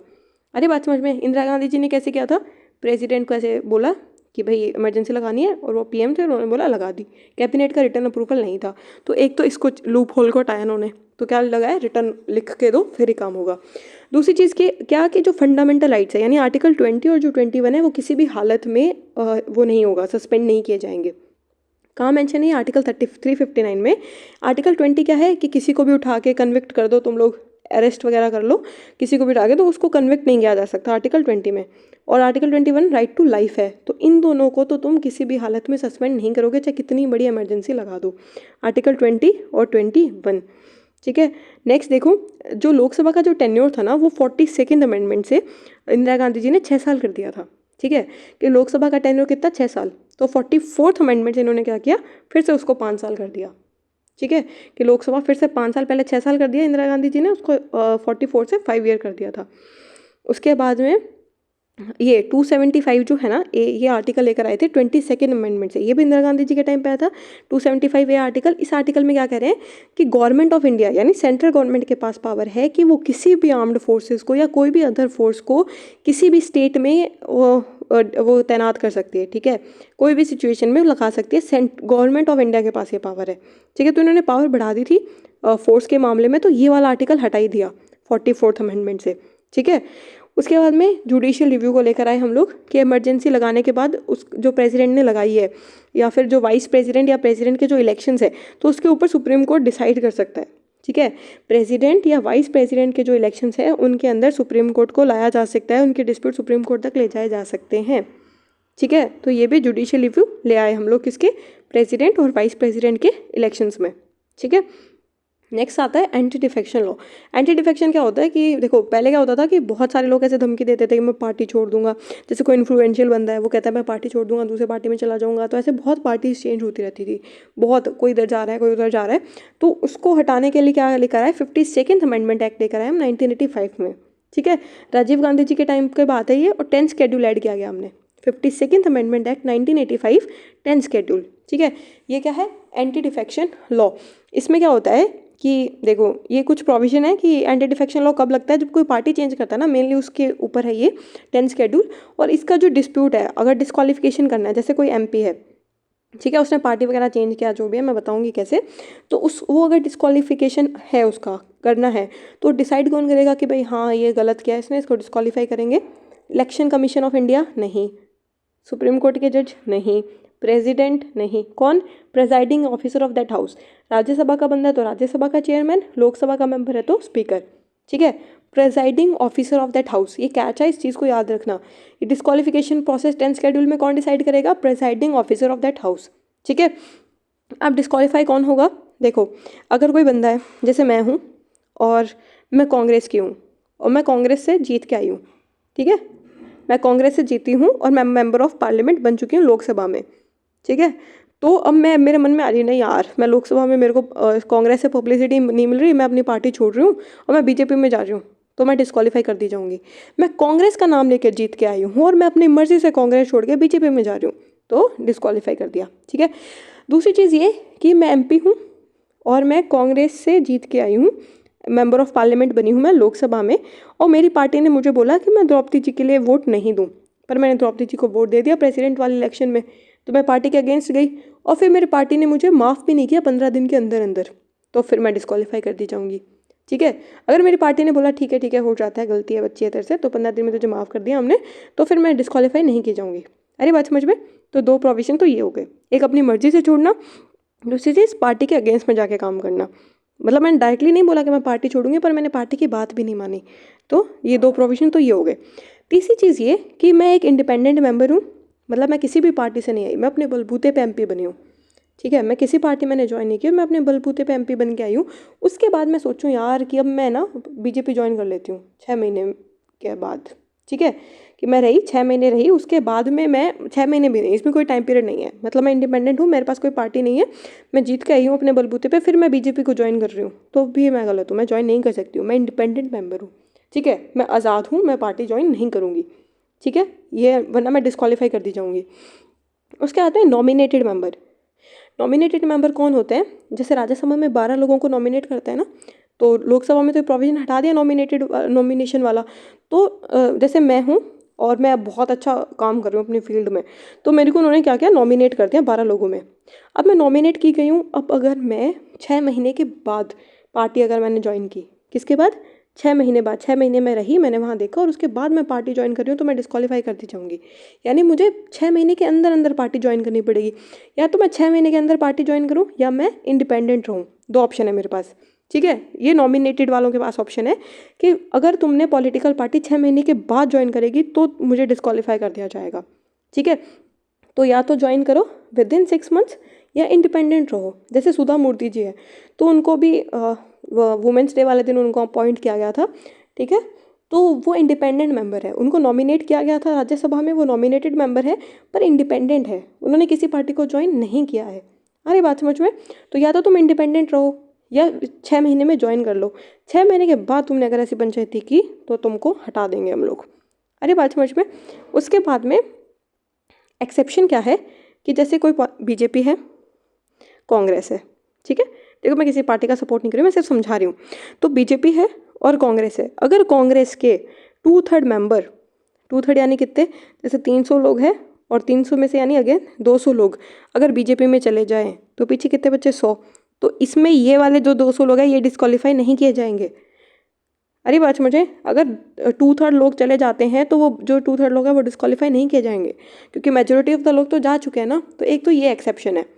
ठीक है, दूसरी चीज़ ये कि जैसे लोकसभा का स्पीकर है या राज्यसभा का चेयरमैन है, ठीक है, और वो स्पीकर और चेयरमैन बन गए हैं, तो स्पीकर और चेयरमैन बनने के बाद वो रिज़ाइन कर सकते हैं और इस पोस्ट से हटने के बाद वो फिर से पार्टी ज्वाइन करेंगे ना, तो उनके ऊपर कोई डिस्क्वालिफिकेशन नहीं लगाया जाएगा कि जैसे तुम स्पीकर बना दिया मुझे तो मैंने पार्टी से रिज़ाइन कर दिया और स्पीकर से हटने के बाद मैं फिर से पार्टी ज्वाइन कर रही हूँ तो फिर मेरे पे कोई रिस्ट्रिक्शंस नहीं होगा। पर एक चीज़ ध्यान देना, यहाँ पे कैच क्या है कि कुड रिज़ाइन, मेरा मन करेगा तो मैं पार्टी से रिज़ाइन करूँगी स्पीकर बनने के बाद, मेरा मन नहीं करेगा तो मैं रिज़ाइन नहीं करूँगी, ये मेरी चॉइस है। अगर मैं रिज़ाइन करना चाहती हूँ मेरी पार्टी से कि भाई मैं भेदभाव नहीं करूँगी पार्टीज़ वगैरह में, तो मैं रिज़ाइन कर रही हूँ तो मैं कर सकती हूँ। पर ब्रिटेन में ना ये कंपलसरी है कि तुम अगर स्पीकर बन गए हो तो तुम्हें अपनी पार्टी से रिज़ाइन करना ही पड़ेगा। हमारे अपने इंडिया में ऐसा कुछ प्रोविज़न नहीं है। ठीक है, उसके बाद में ये जो प्रिजाइडिंग ऑफिसर है यानी स्पीकर और चेयरमैन जो बताएगा कि क्वालिफिकेशन है कि डिस्क्वालिफिकेशन है कि नहीं है एंटी डिफेक्शन के अंडर, तो इसमें कोई टाइम लिमिट नहीं है। ठीक है, कोई टाइम लिमिट फिक्स नहीं है कि भाई स्पीकर या चेयरमैन को बताना है कि भाई तुम अब डिस्क्वालीफाई हो अंडर 10 शेड्यूल, तो ऐसा कोई टाइम लिमिट मेंशन नहीं है। ठीक है, ये 2 जजमेंट है, ये इंपॉर्टेंट है, ये वाला केस इंपॉर्टेंट है। क्योतो होलोहन केस 1992 में हुआ था। इसमें ऐसा बोला था सुप्रीम कोर्ट ने कि जो प्रिजाइडिंग ऑफिसर बता रहे हैं ना डिस्क्वालिफिकेशन 10 शेड्यूल के अंदर, तो उसका जुडिशियल रिव्यू किया जा सकता है। ठीक है, ये तो बोलता ही रहता है यार सुप्रीम कोर्ट की जुडिशियल रिव्यू करेंगे हम, हर चीज़ में करेंगे। और दूसरा ये है एक जजमेंट मेघचंद्रम सिंह केस 2020 में, रिसेंट का केस है। ये ऐसा कह रहा है कि प्रिजाइडिंग ऑफिसर 3 महीने में बताएगा। किसी भी लॉ में मेंशन नहीं है कि कितना टाइम चाहिए प्रिजाइडिंग ऑफिसर को बताने के लिए, पर यहाँ क्या बोला इन्होंने कि 3 महीने में बता दो कम से कम। ये सुप्रीम कोर्ट की रूलिंग है, किसी भी लॉ में मेंशन नहीं है, ध्यान देना इस चीज़ पे। ठीक है, law does not provide any time limit. ठीक है, अब नेक्स्ट क्या है, प्रोपोर्शनल रिप्रेजेंटेशन। अब देखो ये सिर्फ कुछ एक्सपर्ट्स ने बोला कि हमें प्रोपोर्शनल रिप्रेजेंटेशन अपनाना चाहिए वोटिंग वगैरह में, ये first pass the post system हटा देना चाहिए। तो पहले मैं आपको बता देती हूँ ये क्या चीज़ होती है। एक सेकेंड रुको, ये वही, इससे हम प्रेसिडेंट और इसके इलेक्शंस करवाते हैं और इससे हम लोग जो है लोकली जो इलेक्शंस अपन कॉन्स्टिट्यूएंसीज में होता है ना, वो है ये first pass the post system. अब देखो जैसे दोनों में डिफरेंस देखते हैं हम लोग। First pass the post system जो होता है ना, उसमें क्या होता है, छोटी छोटी कॉन्स्टिट्यूएंसीज होती है। आपको पता है जैसे अपने यहाँ पे बनती है छोटी छोटी कॉन्स्टिट्यूएंसी और हर कॉन्स्टिट्यूएंसी से एक बंदा इलेक्ट होकर आएगा। अरे बात समझ में। और यही जो होता है ये पूरी एक लार्ज एक ज्योग्राफिकल एरिया एक कॉन्स्टिट्यूएंसी मानी जाती है। जैसे प्रेसिडेंट का इलेक्शन हो रहा है तो पूरा सब लोग मिलके जो वो वोट करते हैं ना, हम लोग थोड़ी ऐसे वोट करते हैं, तो पूरी एक कंट्री को एक कॉन्स्टिट्यूएंसी बना दो या बहुत बड़ा एरिया एक कॉन्स्टिट्यूएंसी माना जाएगा। ठीक है, उसके बाद में एक more than one representative from one constituency, यानी एक कॉन्स्टिट्यूएंसी से एक से ज़्यादा रिप्रेजेंटेटिव भी होते हैं। ठीक है, उसके बाद में एक इनमें मेजर कैच ये है कि जो first pass the post system है इसमें कैंडिडेट के लिए वोट करते हैं और प्रोपोर्शनल रिप्रेजेंटेशन में हम लोग पार्टी के लिए वोट करते हैं। अरे बात समझ में। अब इसको ऐसे याद कर लेना, प्रोपोर्शनल रिप्रेजेंटेशन पी पहले आ रहा है, नहीं पार्टी के लिए, first pass the post system candidate के लिए। ठीक है, अब इसमें क्या होता है कि एक जो पार्टी है वो उसके वोट के कंपैरिजन में उसको ज़्यादा सीट मिल जाएगी। ठीक है, उसको वोट कम आए हो जाए पर उसको सीट ज़्यादा मिलेगी ठीक है। विनिंग कैंडिडेट को क्या चाहिए, 50% प्लस 1 वोट, यानी जैसे मान लो 100 वोट है और उसको 51 वोट्स मिल जाएंगे तो वो जीत जाएगा। ठीक है। अब जैसे फॉर एग्जांपल ABC कैंडिडेट है, A को 10 वोट्स, B को 30 वोट्स, C को 15 वोट्स, तो जीतेगा कौन, B जीतेगा, B विनर है। पर ये जो बाकी के जो है, जो 10 वोट इसको मिले, 15 वोट इसको मिले, तो वेस्ट हो गए ना यार। लोगों ने अपनी चॉइस बताई और ये वाले वोट वेस्ट हो गए, ये तो किसी काम ही नहीं आए क्योंकि B जीत गया। ऐसा इसमें नहीं होता है। ठीक है। प्रोपोर्शनल रिप्रेजेंटेशन में इसमें क्या होता है, हम पार्टी के लिए वोट करते हैं। ठीक है। जैसे मान लो ये BJP है, ये कांग्रेस है और ये आम आदमी पार्टी है, तो इसमें कौन जीता, ये B वाली पार्टी जीत गई, के पास कितनी सीट्स, 30 सीट्स। तो इसमें क्या होता है, जीतना ऐसे नहीं होता, इसमें क्या होता है कि इसको 30 सीट्स मिलेगी, इसको 15 सीट्स मिलेगी, इसको 10 सीट्स मिलेगी, यानी किसी का भी वोट वेस्ट नहीं हुआ, सबके वोट काम आ गए। ठीक है। इसको 30 वोट तो 30 सीट, इसको 15 वोट तो 15 सीट, इसको 10 वोट तो 10 सीट। ठीक है। ये होता है प्रोपोर्शनल रिप्रेजेंटेशन, यानी छोटे से छोटे को भी इसमें रिप्रेजेंटेशन मिलेगा जिस हिसाब से उसको वोट मिला है। ये कहाँ फॉलो होता है, इसराइल और नीदरलैंड्स में। और ये हम कहाँ, ये first pass the post system कहाँ होता है, USA, UK, Canada, India. India में कहाँ, लोकसभा और स्टेट लेजिस्लेटिव असेंबली के इलेक्शंस में। देखो इसराइल जो है ना, इससे 17 टाइम्स ज़्यादा बड़ा है राजस्थान। ठीक है। इसराइल 17 बार करोगे तब राजस्थान बनेगा, हमारा एक स्टेट इतना बड़ा है। ठीक है।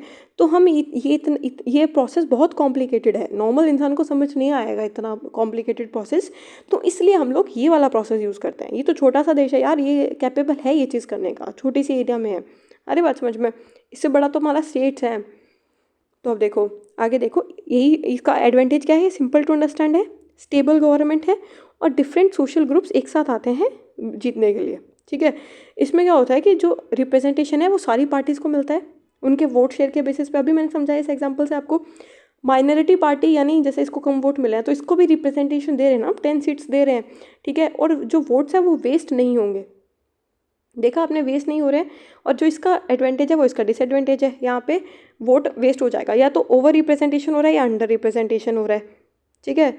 जैसे मान लो ये B है, इसको 30 वोट्स मिले पर मैक्सिमम तो नहीं मिले है ना, मेजोरिटी तो नहीं मिला है सच, तो ये फिर भी जीत रहा है।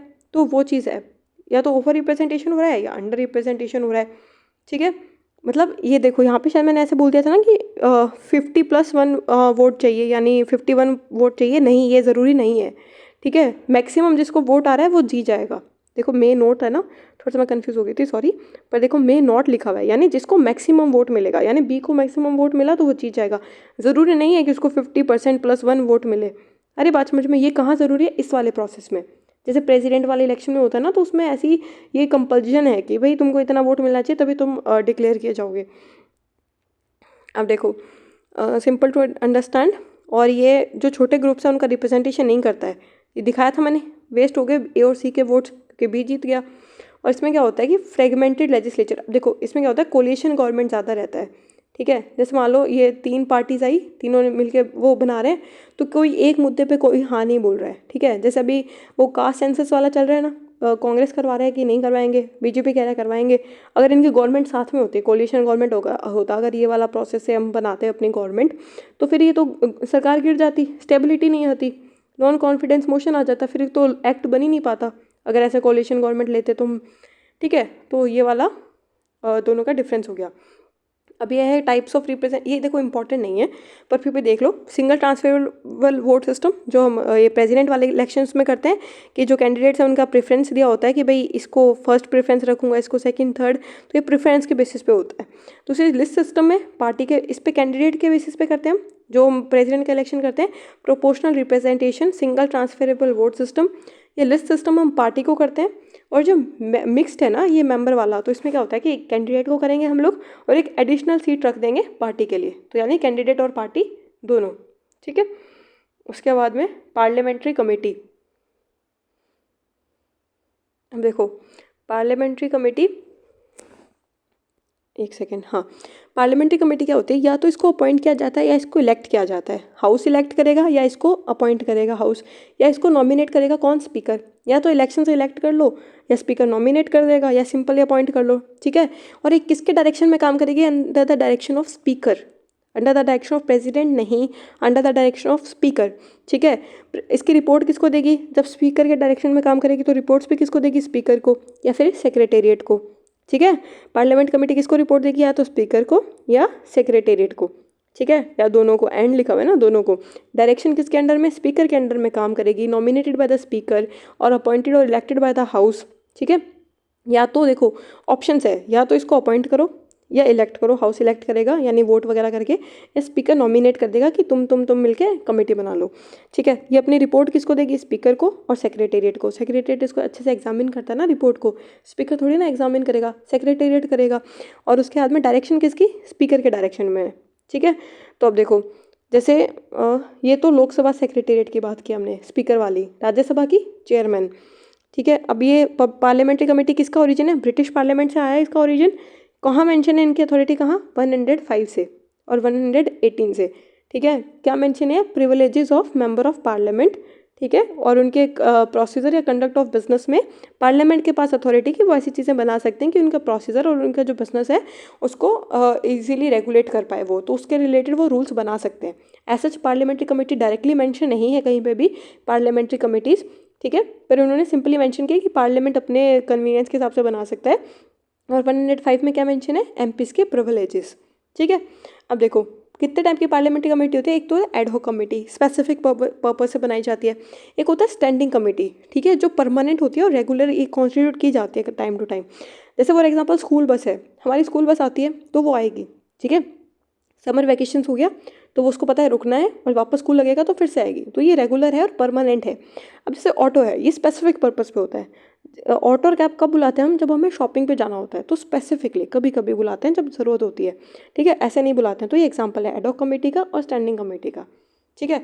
अभी कुछ कमेटीज़ है, ये ना सेम लक्ष्मीकांत वाला है, तो ये न्यूज़ का कुछ नहीं है ना इसमें, सिर्फ जो लक्ष्मीकांत है वही है। तो अगर आप बोलो तो मैं आपको मतलब एक मोटा मोटा बता देती हूँ, पर ये एकदम स्टैटिक वाला पोर्शन है, ठीक है।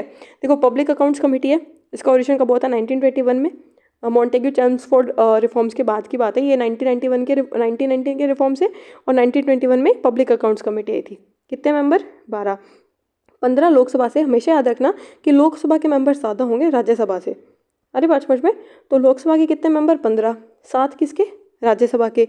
और ये क्या करता है, पब्लिक अकाउंट्स, नाम से पता लग रहा है पब्लिक के अकाउंट्स को ऑडिट करता है। Audit revenue and expenditure of government of India, audit revenue and expenditure of government of India, ठीक है। दूसरी चीज़ ये पब्लिक अकाउंट्स यानी लोगों के अकाउंट्स पे, तो जो सरकार राज कर रही है उस पर तो हम ट्रस्ट नहीं कर सकते ना, तो इसका चेयरमैन कौन होता है, लीडर ऑफ अपोजिशन, ठीक है। पब्लिक अकाउंट्स कमेटी का चेयरमैन कौन होता है, लीडर ऑफ अपोजिशन। अब इस बार क्या है, आप बोलोगे राहुल गांधी है, फिर तो नहीं, Rahul Gandhi leader of opposition है हमारे, पर वो इसको हेड नहीं कर रहे हैं, उनके बताया गया कोई बंदा है वो इसको हेड कर रहा है, ठीक है। उसके बाद में एस्टीमेट कमेटी, देखो ये नाम है ना थोड़ा सा आपको ऐसा लगेगा कि आपने और कमेटी में ये नाम नहीं सुना होगा। एस्टीमेट कमेटी ये अपने आप में अलग कमेटी है और इसमें सिर्फ लोकसभा के मेंबर्स होते हैं। ये 1950 में बनी थी फर्स्ट टाइम और इसमें 30 मेंबर होते हैं, सारे के सारे लोकसभा से होते हैं, एक भी राज्यसभा से नहीं होगा, ठीक है। ये अल्टरनेटिव पॉलिसीज सजेस्ट करती है ताकि एफिशिएंसी बढ़ सके। और ये क्या एग्जामिन करती है कि जो मनी लगाई गई है ना वो विद इन लिमिट्स लगाई गई है। अब देखो मैंने बोला था पब्लिक अकाउंट्स कमेटी, लोगों की कमेटी, तो रूलिंग गवर्नमेंट पे हम ट्रस्ट नहीं कर सकते हैं, तो हम लोग लीडर ऑफ अपोजिशन को चेयरमैन बनाते हैं। ये एस्टीमेट कमेटी है कि कितना पैसा लगाया, कहाँ लगाया, वो तो घर के लोग देखेंगे ना, जो गवर्नमेंट पावर में वही देखेगी, यानी लोकसभा, लोगों के पैसे कहाँ लगाए, कैसे लगाए, तो वो लोकसभा देखेगी, सिर्फ लोकसभा के मेंबर्स, राज्यसभा के मेंबर्स नहीं, ठीक है। उसके बाद में parliament committee on official languages, ठीक है। इसमें क्या है, होम और कॉपरेशन मिनिस्टर है, ठीक है, री इलेक्टेड किए जाते हैं ऐसे ही एज अ चेयरपर्सन, या तो कॉपरेशन मिनिस्टर या होम कॉपरेशन मिनिस्टर एक ही है, ठीक है, उसी को इलेक्ट किया जाएगा। उसके बाद में क्या होता है कि इसको फर्स्ट टाइम 1976 में बनाया गया था, ऑफिशियल लैंग्वेज एक्ट 1963 में। ये ऐसे कह रहा है कि जो हिंदी लैंग्वेज है ना उसको ऑफिशियल पर्पस की तरह यूज़ करो कॉन्स्टिट्यूशन आने के 10 साल बाद, ठीक है।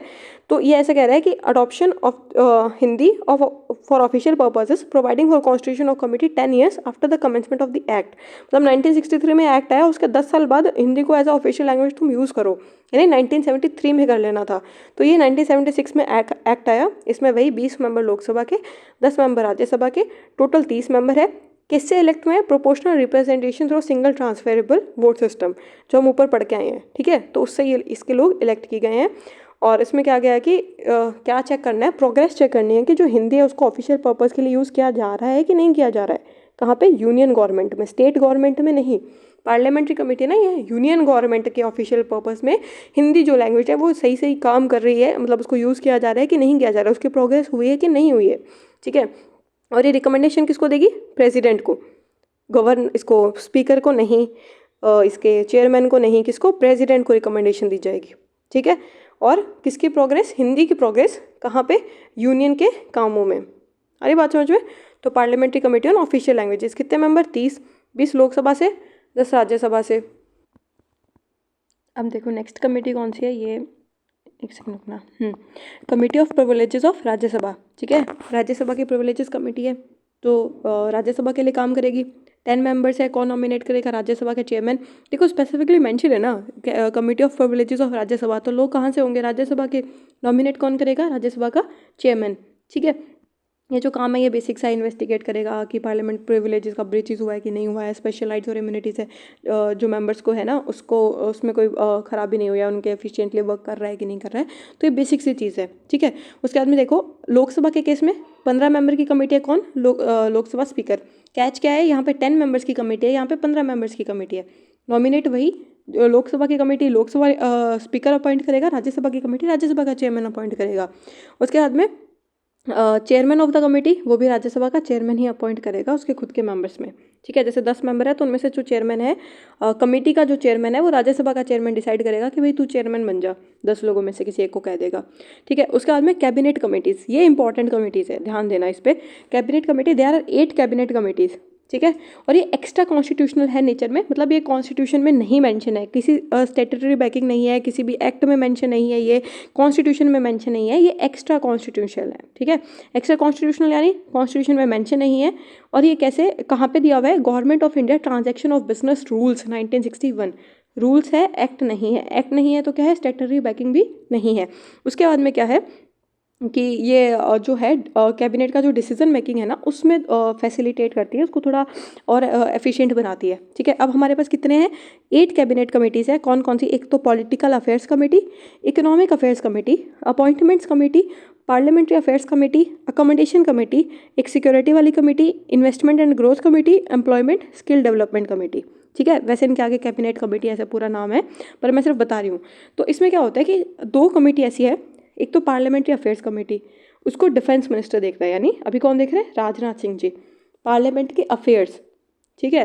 पार्लियामेंट में अफेयर्स में देखो, इसको ऐसे याद करो कि पार्लियामेंट में बहुत ऐसे दंगा फसाद चलता रहता है, वो आपस में लड़ते रहते हैं, तो उसमें कौन चाहिए? डिफेंस चाहिए। डिफेंस कौन करेगा? राजनाथ सिंह जी।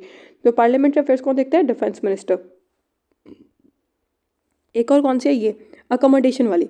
अकोमोडेशन अपन रहने को कहते हैं ना, जैसे किसी मतलब बेसिक, मतलब कि भाई कहीं रहना है ऐसे वैसे करके, तो वो रहना यानी होम मिनिस्टर। कहीं रहने, अकोमोडेशन कौन देखेगा? होम का अकोमोडेशन मोटा भाई, समझ गए ना? हाँ, तो मोटा भाई देख रहे हैं होम मिनिस्ट्री, मतलब ये अकोमोडेशन वाली कमेटी, ठीक है। अब बाकी जो कमेटी बची हुई है, यानी इन 2 को छोड़ के जो 6 कमेटी है उसको ऑलमोस्ट ऑल सबको प्राइम मिनिस्टर ही हेड करता है, ठीक है। बाकी सारी कमेटी को ऑलमोस्ट प्राइम मिनिस्टर ही हेड करेगा। देखो यहाँ पे थोड़ा सा उल्टा लिखा है इन्होंने ऐसे बोला कि political affairs committee, economic affairs committee, appointments committee सबको प्राइम मिनिस्टर चेयर कर रहा है और पार्लियामेंट्री अफेयर्स कमेटी को होम मिनिस्टर चेयर करता है। नहीं, ये गलत है, ठीक है। ये है डिफेंस मिनिस्टर चेयर करता है, तो इन्होंने यहाँ गलत लिख दिया थोड़ा सा, तो ध्यान देना ये। और बाकी सारी कमेटी को ऑलमोस्ट प्राइम मिनिस्टर ही चेयर करेगा, सिर्फ पार्लियामेंट्री अफेयर्स को डिफेंस मिनिस्टर और अकोमोडेशन वाली को होम मिनिस्टर, ठीक है। और इसमें यूजुअली क्या होता है कि सिर्फ कैबिनेट मिनिस्टर्स ही होते हैं, नाम ही ये है ना कैबिनेट कमेटी, तो उसमें कैबिनेट मिनिस्टर्स ही होते हैं, यूजुअली सिर्फ वही होते हैं। पर अगर कोई नॉन कैबिनेट मिनिस्टर आना चाहे तो वो आ सकता है, उसको रोका नहीं गया है, ठीक है। यूजुअली कौन होते हैं? कैबिनेट मिनिस्टर सिर्फ, पर जो नॉन कैबिनेट मेंबर्स अगर वो आना चाहे तो आ सकता है, उनको कोई रोक टोक नहीं है, ठीक है। अब उसके बाद में देखो secretariat of the parliament. Secretariat वही होता है, स्टाफ होता है, या गवर्नमेंट जॉब्स में जो IAS आगे जाके वहाँ पहुँचते हैं सेक्रेटेरियल स्टाफ में। तो अब देखो इसमें क्या है, आर्टिकल 98 में लिखा हुआ है कि हर हाउस के पास, यानी लोकसभा और राज्यसभा दोनों के पास अपना सेपरेट सेक्रेटेरियल स्टाफ होगा, ठीक है। अलग अलग स्टाफ होगा उनका। अगर पार्लियामेंट में बाय लॉ चाहे कि भाई पार्लियामेंट में बाय रिक्रूट करेगी उनको पर्सन्स को इस पोस्ट के लिए, ठीक है। पार्लियामेंट अपने लॉ से अपॉइंट कर लेगी इन लोगों को इस सेक्रेटेरिएट की पोस्ट पे, ठीक है। पर अभी तक ऐसा लॉ पास नहीं हुआ है, no such law has been passed, यानी 98 वाले आर्टिकल से ऐसा कोई लॉ पास्ड नहीं हुआ है जिससे ऐसी पोस्ट क्रिएट की जाए। ठीक है, अब देखो ये एक चीज़ और कहता है, सेपरेट बनाओ तो बनाओ, तुम कॉमन पोस्ट भी बना सकते हो। ठीक है, अगर सेपरेट सेक्रेटेरिएट स्टाफ बनाना है तो बनाओ, तुम कॉमन सेक्रेटेरिएट स्टाफ भी बना सकते हो। ठीक है, अब देखो 187 में क्या लिखा है, सिमिलर प्रोविजन किसका, स्टेट लेजिस्लेचर के पास भी है कि वो भी अपना सेपरेट सेक्रेटोरियल स्टाफ बना सके। 98 में पार्लियामेंट का, 187 में स्टेट का। उसके बाद में क्या होता है कि फिर बनाया गया कब, 1952 में काउंसिल ऑफ स्टेट सेक्रेटेरिएट और पार्लियामेंट सेक्रेटेरिएट, यानी लोकसभा वाला। पर ये नाम थोड़ा सा ना अटपटा सा है, पार्लियामेंट सेक्रेटेरिएट और काउंसिल ऑफ स्टेट सेक्रेटेरिएट, तो इनका नाम चेंज किया 1954 में। ये तो बस ऐसे ही दे दिया, याद मत करना चाहिए। ठीक है, तो राज्यसभा सेक्रेटेरिएट और लोकसभा सेक्रेटेरिएट नाम कब मिला इनको, 1954 में। बने कब ये, 1952 में। उसके बाद में अब ये जो सेक्रेटेरिएट है दोनों हाउसेस के क्या काम करते हैं, 10 सर्विसेज का काम करते हैं। ये सर्विसेज याद रखने की ज़रूरत नहीं है, एक्सेट्रा लगा हुआ है। तो जितने भी फंक्शनल काम है, लेजिस्लेटिव, एग्जीक्यूटिव, एडमिनिस्ट्रेटिव, तो वो सारे काम सेक्रेटेरिएट करेगा। ठीक है, अब देखो स्पीकर और जो चेयरमैन है ना वो नई पोस्ट बना सकते हैं। अब यहाँ पे कैच ये है कि वो एग्जाम में दे देगा प्रेसिडेंट नई पोस्ट बना सकता है। ठीक है, या प्राइम मिनिस्टर नई पोस्ट बना सकता है, तो नहीं, प्रेसिडेंट प्राइम मिनिस्टर नहीं, स्पीकर और जो चेयरमैन है वो नई पोस्ट बना सकता है इन रिस्पेक्ट टू सेक्रेटेरिएट। ठीक है, चेयरमैन राज्यसभा के सेक्रेटेरिएट के लिए और स्पीकर लोकसभा के सेक्रेटेरिएट के लिए नई पोस्ट बना सकता है। पर अगर वो पोस्ट क्लास 1 या क्लास 2 की है तो यूनियन मिनिस्ट्री ऑफ फाइनेंस की परमिशन लेना मैंडेटरी है। अब ये क्यों है, देखो अगर इन्होंने क्लास 1 और क्लास 2 की पोस्ट तैयार की कि सो एंड सो सेक्रेटेरिएट है, ये क्लास 1 और क्लास 2 की है, तो इनके जो सैलरी आएगी, जो 50-60 हज़ार सैलरी जाएगी, तो वो फाइनेंस मिनिस्ट्री संभालेगी ना, तो उसकी परमिशन लेना ज़रूरी है कि हमारे पास इतने रिसोर्सेज है ना कि हम नई पोस्ट बना सकते हैं। तो कंसल्टेशन करना ज़रूरी है, किससे, फाइनेंस मिनिस्ट्री से। ठीक है, बनाएगा कौन, स्पीकर या चेयरमैन। ठीक है, अब उसके बाद में देखो ये जो सेक्रेटरी जनरल्स होते हैं ना, इनकी जो रैंक है वो कैबिनेट सेक्रेटरी के इक्वल होती है। ठीक है, जो कैबिनेट सेक्रेटरी है उसकी इक्वली रैंक है किसकी, सेक्रेटरी जनरल्स की।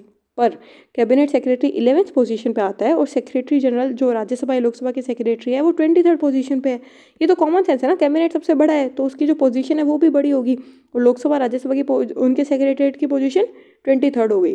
ठीक है, अब देखो वैसे पोजीशन कौन कौन सी है, फर्स्ट पे प्रेसिडेंट, सेकंड पे वाइस प्रेसिडेंट, पीएम की प्रेसिडेंस 3rd नंबर पे, 4th पे गवर्नर, फिर फॉर्मर प्रेसिडेंट पहले, चीफ जस्टिस ऑफ इंडिया से पहले भी क्या, फॉर्मर प्रेसिडेंट।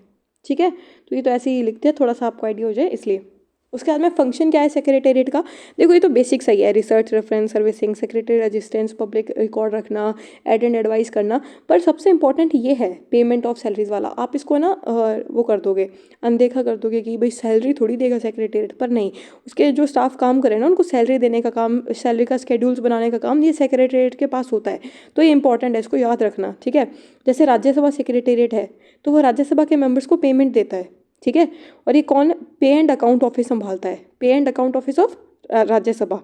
ठीक है, तो ये सेक्रेटेरिएट का एक फंक्शन है, पेमेंट ऑफ सैलरी।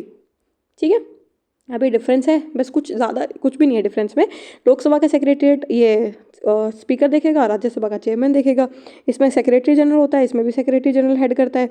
उसके बाद में लोकसभा का जो सेक्रेटेरिएट है वो कौन से रूल से, 1955 रूल से, और राज्यसभा का सेक्रेटेरिएट 1957 के रूल से। ध्यान देना, कोई एक्ट से नहीं, रूल से। 1955 लोकसभा का, 1957 राज्यसभा का। ठीक है, by president in consultation with speaker और by president in consultation with chairman. ठीक है, तो इसको इतना याद करना इंपॉर्टेंट नहीं है, बस ये रूल्स का ईयर याद कर लेना कि पहले लोकसभा का आया था, फिर राज्यसभा का आया था, और इन promulgated by president in consultation with speaker. ठीक है, और इन कंसल्टेशन विद चेयरमैन। उसके बाद में कैबिनेट सेक्रेटरी, देखो appointment committee of the cabinet, हमने ऊपर कमिटीज़ पढ़ी थी 8 कमिटीज़, तो उन्हीं में से एक कमेटी है अपॉइंटमेंट कमेटी, इसको हेड कौन करेगा, पीएम। ठीक है, अब इन्होंने क्या किया, नई कैबिनेट सेक्रेटरी अपॉइंट किया इन्होंने। तो ये क्या होता है कि सीनियर कम मेरिट बेसिस पे होता है, सीनियरिटी कम मेरिट बेसिस पे, जो सीनियर और या जो एडमिनिस्ट्रेटिव बेसिस पे कम्पेटेंट है उनको उसको अपॉइंट किया, उस बेसिस पे होता है ये, सीनियरिटी कम मेरिट बेसिस पे। और ये किसके अंडर आता है, government of India allocation of business rules 1961 या government of India transaction of business rules 1961। ठीक है।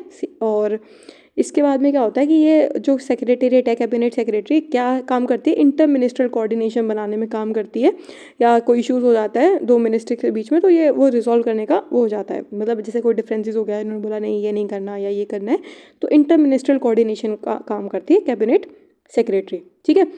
अब ये जो कैबिनेट सेक्रेटरी है ये चेयरमैन होता है सिविल सर्विसेज बोर्ड का, एक्स ऑफिशियो चेयरमैन होता है, ठीक है। सिविल सर्विसेज बोर्ड यानी अपने जो एग्जाम्स कंडक्ट करवाएंगे उसका एक्स ऑफिशियो चेयरमैन होता है, यानी कैबिनेट सेक्रेटरी भी होगा और सिविल सर्विसेज बोर्ड का चेयरमैन भी होगा, ठीक है।